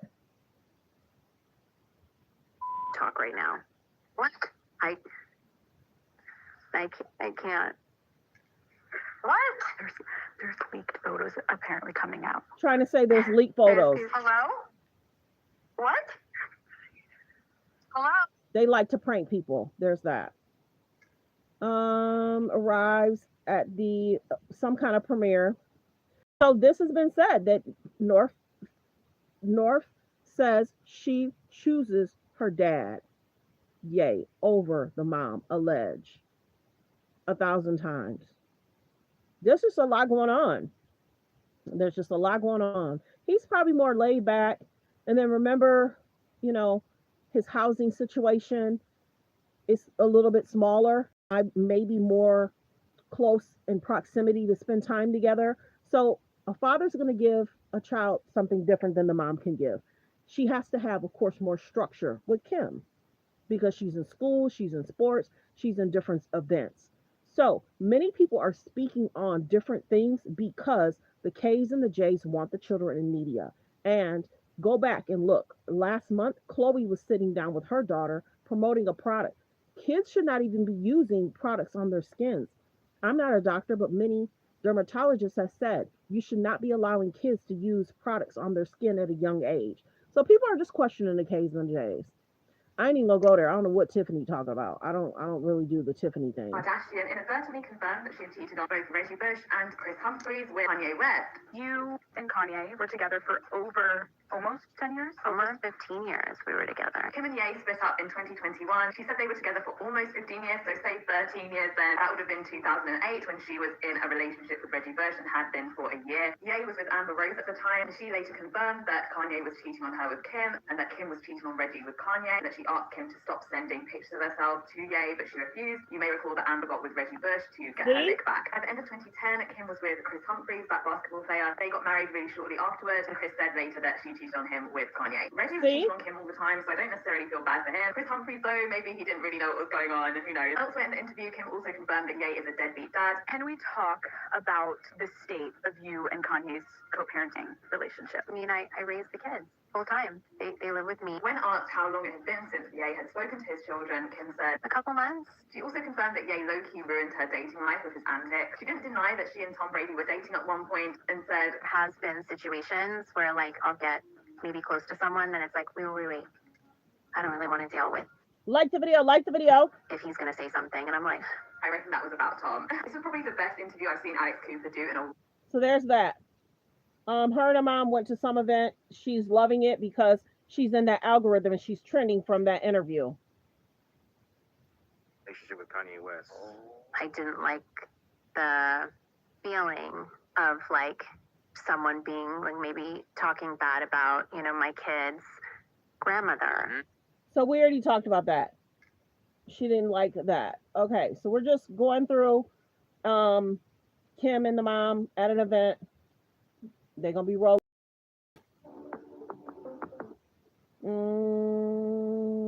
Okay, I'm not gonna go through that. Wendy and her husband, Happy Eddie, they got arrested for insurance fraud. I was so shocked. I mean, I'm like, not Dr. Wendy, who's a pillar of the community, and not Eddie, who looks like he pays his taxes early. Well, not this picture right here. But you know. But we've talked about the Wendy and Eddie situation. I will do another video regarding that. Different lawyers are speaking up on if they get jail time, if she will have to go in at a certain time and then he may have to go in, but we'll see what happens. Many people are speaking up about the press conference. Oh, you guys, the neighbors thought when they got the message allegedly that Wendy and Eddie's house got broken into, the neighbors thought that it was fraud. The neighbors didn't think their house got broken into because the cameras didn't pick up nobody going into the house. The neighbors' cameras didn't catch nobody being parked in front of the house, by the house. So the neighbors even thought that it was going to be fraud. So there's that. J-Lo don't feel that any of her spouses loved her. Okay. J-Lo's been in several relationships too. The Ben and Jen situation, she's been spotted around Ben again. And the Diddy situation might have affected Ben and Jen's relationship. It might have, because people were talking about the club event. People were talking about their dating situation. People started talking about everything that was going on with Jennifer and Diddy. And they were talking about the club. They were talking about the college thing. Go look it up. The club situation, the lady spoke out in several interviews for almost a good 6 months, talking about she knew who did what they did to her that night. And that whole situation to where is Shine alleged took the fall. So J-Lo feels that her exes didn't really love. And she has to take accountability. J-Lo likes to go from one situation to another, one situation to another, one dating situation to another, from Alex to Ben. And remember, her and Ben back in the day were together, and it was all the media stuff that Ben just couldn't handle. Some of these men don't want to be in media. And then you got to realize, people talked about Jen getting back with Ben, and she was trying to tour, and she was trying to sell a book, and she was just trying to show that they're back together, and this is what it is. And then allegedly, Ben had given her something he thought was going to be private, and she shared it. And I want to say either he wrote her notes or wrote something, but he didn't like that she shared it. Not everything needs to be on media. Well wishes to J-Lo. She's been in a lot of relationships, and a lot of them last for about 2, 3, 4, 5 years. Now, with her being with Mark Anthony, go back and look up the Mark Anthony situation. Mark Anthony, J-Lo, Jada. Mark Anthony, J-Lo, Jada. Can't confirm or deny what happened around that time, but that was interesting. That was interesting. So I can't play this clip because I ain't trying to get flagged. But yeah, there's that. J-Lo is basically saying that the men basically just, they didn't truly love her. or she felt she hadn't been truly been loved. There's that. Kim wants the trend to go viral. She wants the trend to go viral. Create a kill switch, right? To Da da da realize da da. that Kanye was kind of right. Never too late to say that Kanye was right. Kanye said that in order to be free, you had to violate these contracts. You had to recognize that your voice is being controlled. And Kanye did just that. It was really an act of bravery to free himself. But I have no doubt the same people that were torturing Kanye, the people that were torturing Charlie Kirk, Kanye died today, would be the first to eulogize him. I feel that. And Drew, I feel that. And I think it's important. We don't want to wish that on Kanye, though. You got to be careful. But I needed y'all to hear that she said Kanye was right and that there are pressures that are going on with these celebrities for the higher ups. That's all I'll say. There's a lot that celebrities go to, deal with, and they get themselves involved in different groups. And then you're expected to do X, Y, and Z. These celebrities get themselves in a lot of different situations to get that bag, have that bag. You already know what it is. These celebrities, and then you see a guy that seems so normal, then he got a dress on. A guy that seems to be non-problematic, and then he's causing a lot of chaos, and he seems disheveled, and he seems not well. These celebrities go through a lot in what they do and what they accept and what they allow. And then there's the fact of the success, having to trend, having to go viral, having to do above and beyond, having to try and outtrend what you did before. These celebrities, and it's choices that they make to be a celebrity. That's why we talk about it. Some of this stuff is so unhealthy, and it's sad that the kids are being raised in an unhealthy situation. But Kanye, Kim have maybe gotten themselves into situations to whereas they might have regret. Some of the friends chosen, you figured Kanye was cool with Jay-Z, Kanye was cool with um, John Legend. A lot of those friends, he's not even around anymore. And they probably had to separate themselves because of the things that he said, the things that he's done. Kanye's done a lot of interviews and insulting different race and cultures. He has. He's insulted different race, cultures, and look at how he dresses his wife. The old Kanye, I don't know if he'll ever come back and be the old Kanye ever again. He says, alleged, he doesn't like taking the medicine because it messes with his creativity. But look at what Kanye's gone through. Look at what Lamar Odom went through. Look at what Scott went through. Scott and all his drinking and stuff. So these men have gone through things. Call it what you want. It's different if it was just Scott. Scott's had concerns. Kanye's had concerns. Look at the Travis Scott issue. That in itself, what happened in regards to the Travis Scott issue and that event, and then you know what I'm saying? A lot. A lot, a lot. You got to be careful who you marry. You got to be careful who you have kids by. So you got the Kanye concerns, you got the Lamar Odom concerns, you have the Travis Scott concerns, and you got the Tristan concerns. I can go on and on about their exes. It's choices that they made and who they wanted to date. And who's to say that whether they dated those people to trend more, to connect with them, to learn something? Go back and look at what Chris used to say about teaching her daughters to be next to somebody that they want to be like. She taught them to be next to somebody that they want to be like.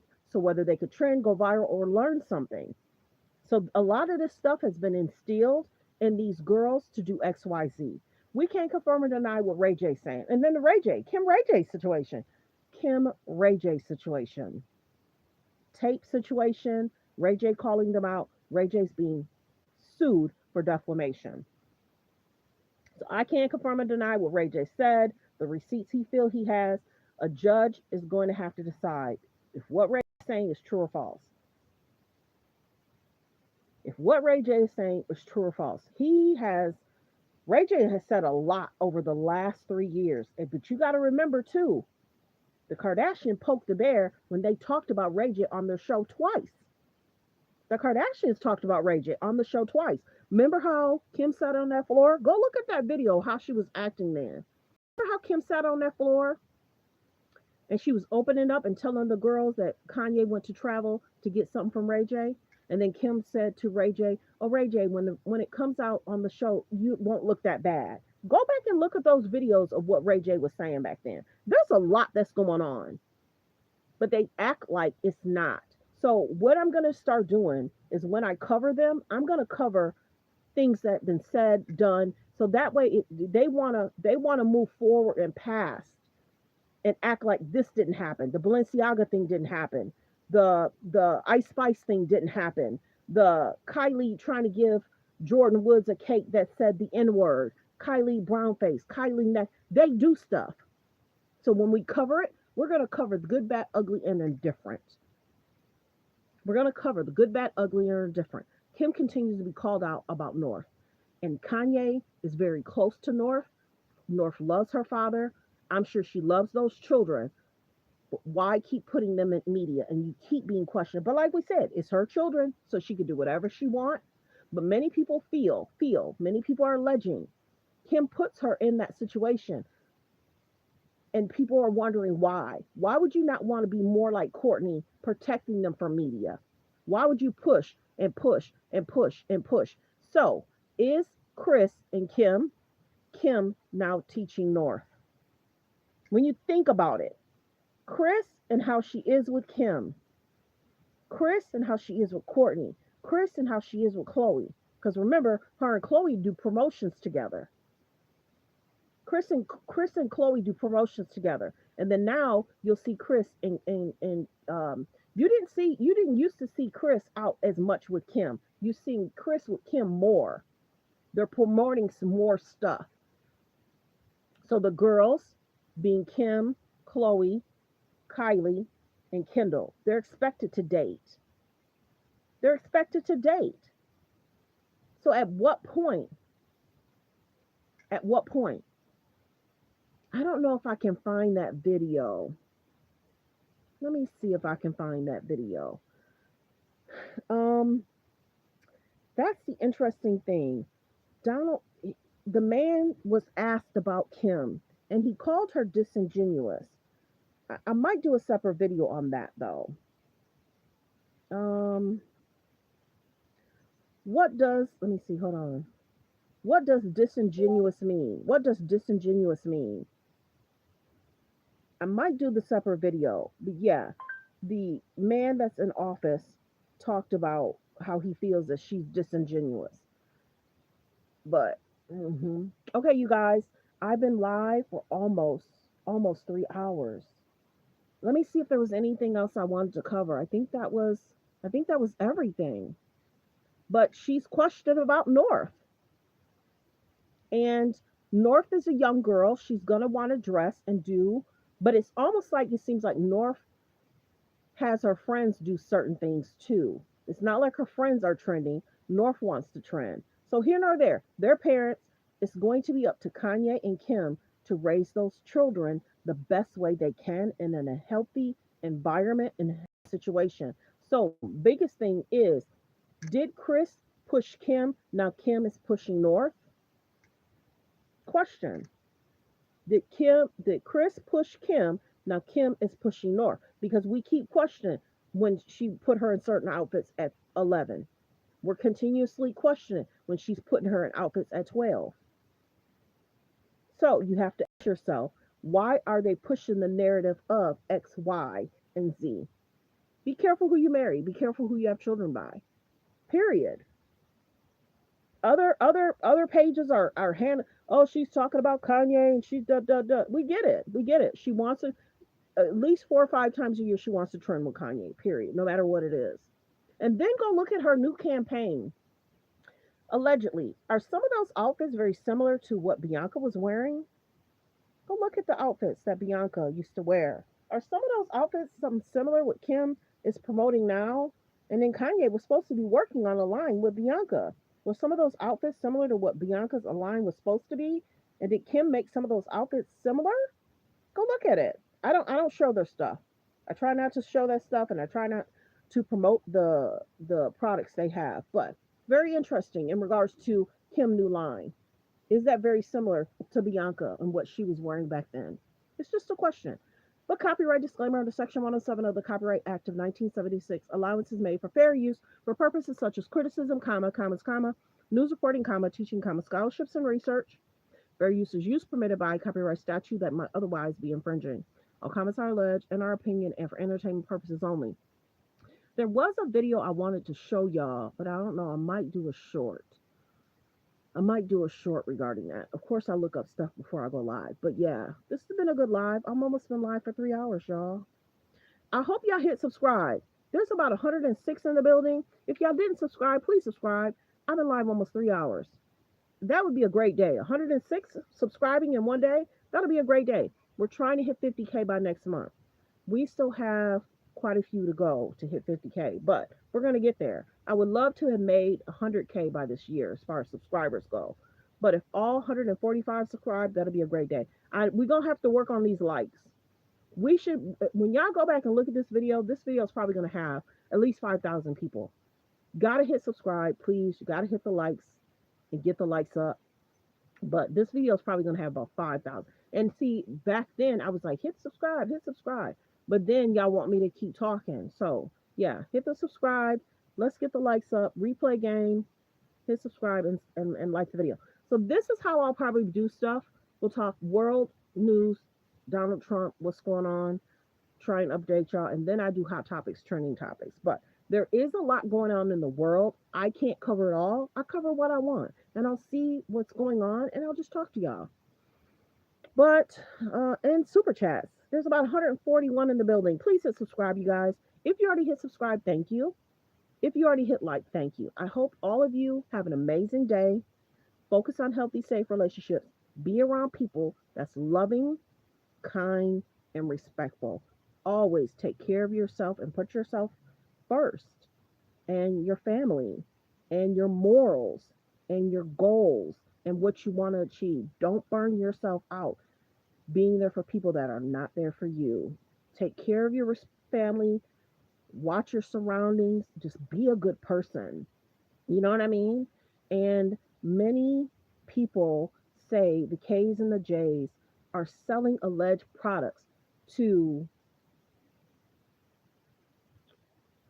deal with your insecurities. That's what people are saying. She's put products that deal with your alleged insecurities. And then some may make you feel good, but that neck thing, I don't know. But she's been able to get in different rooms that other people have not been able to get into. But people are questioning her parenting styles, and the Kardashians every month want a trend to go viral. That has to be exhausting, mentally and physically. It has to be exhausting.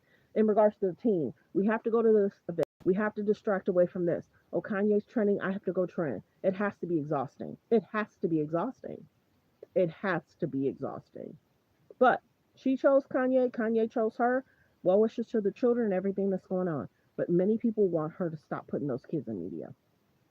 Period. Kanye spoke on it, and it don't seem like she's not going to stop. But it is what it is. But we're going to always cover what's going on. But go look it up. What Kylie has done, the cake she gave Jordan, that whole Tristan and Jordan situation, and here's Kylie cool with Jordan. So that's the thing.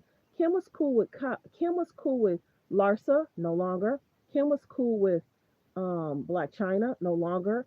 Kylie was cool with Jordan, and that whole setup. Why would Tristan have a party and not invite Khloe? Why would Tristan have a party, not invite Khloe, not invite Kim, not invite any of the Kardashians? I don't know if that whole Jordan situation was kind of a setup. I don't know. To get Jordan away from Kylie because they were so tight. Remember? Why would Tristan have a party and not invite any of the Kardashians, but Jordan is there? Why would he not say, hey, Kylie, Jordan's here. Why don't you come through? That whole situation. You know what I mean?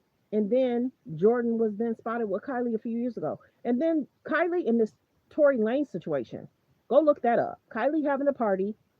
Those individuals, Tory, Megan, they got intoxicated. And this whole situation with Tory, Megan, and Kelsey, their lives are forever changed going to Kylie's party. Real talk.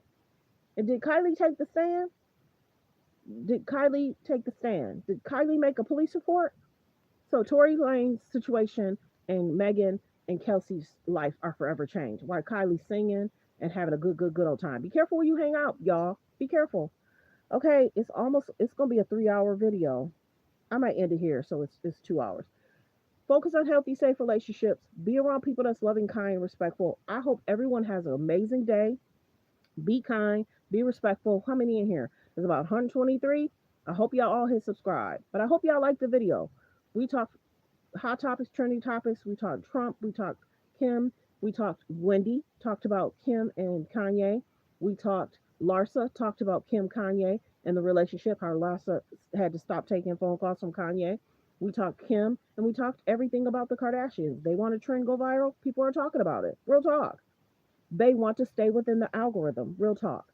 So thanks for being here, everyone. Be blessed. Goodbye. Have a great day.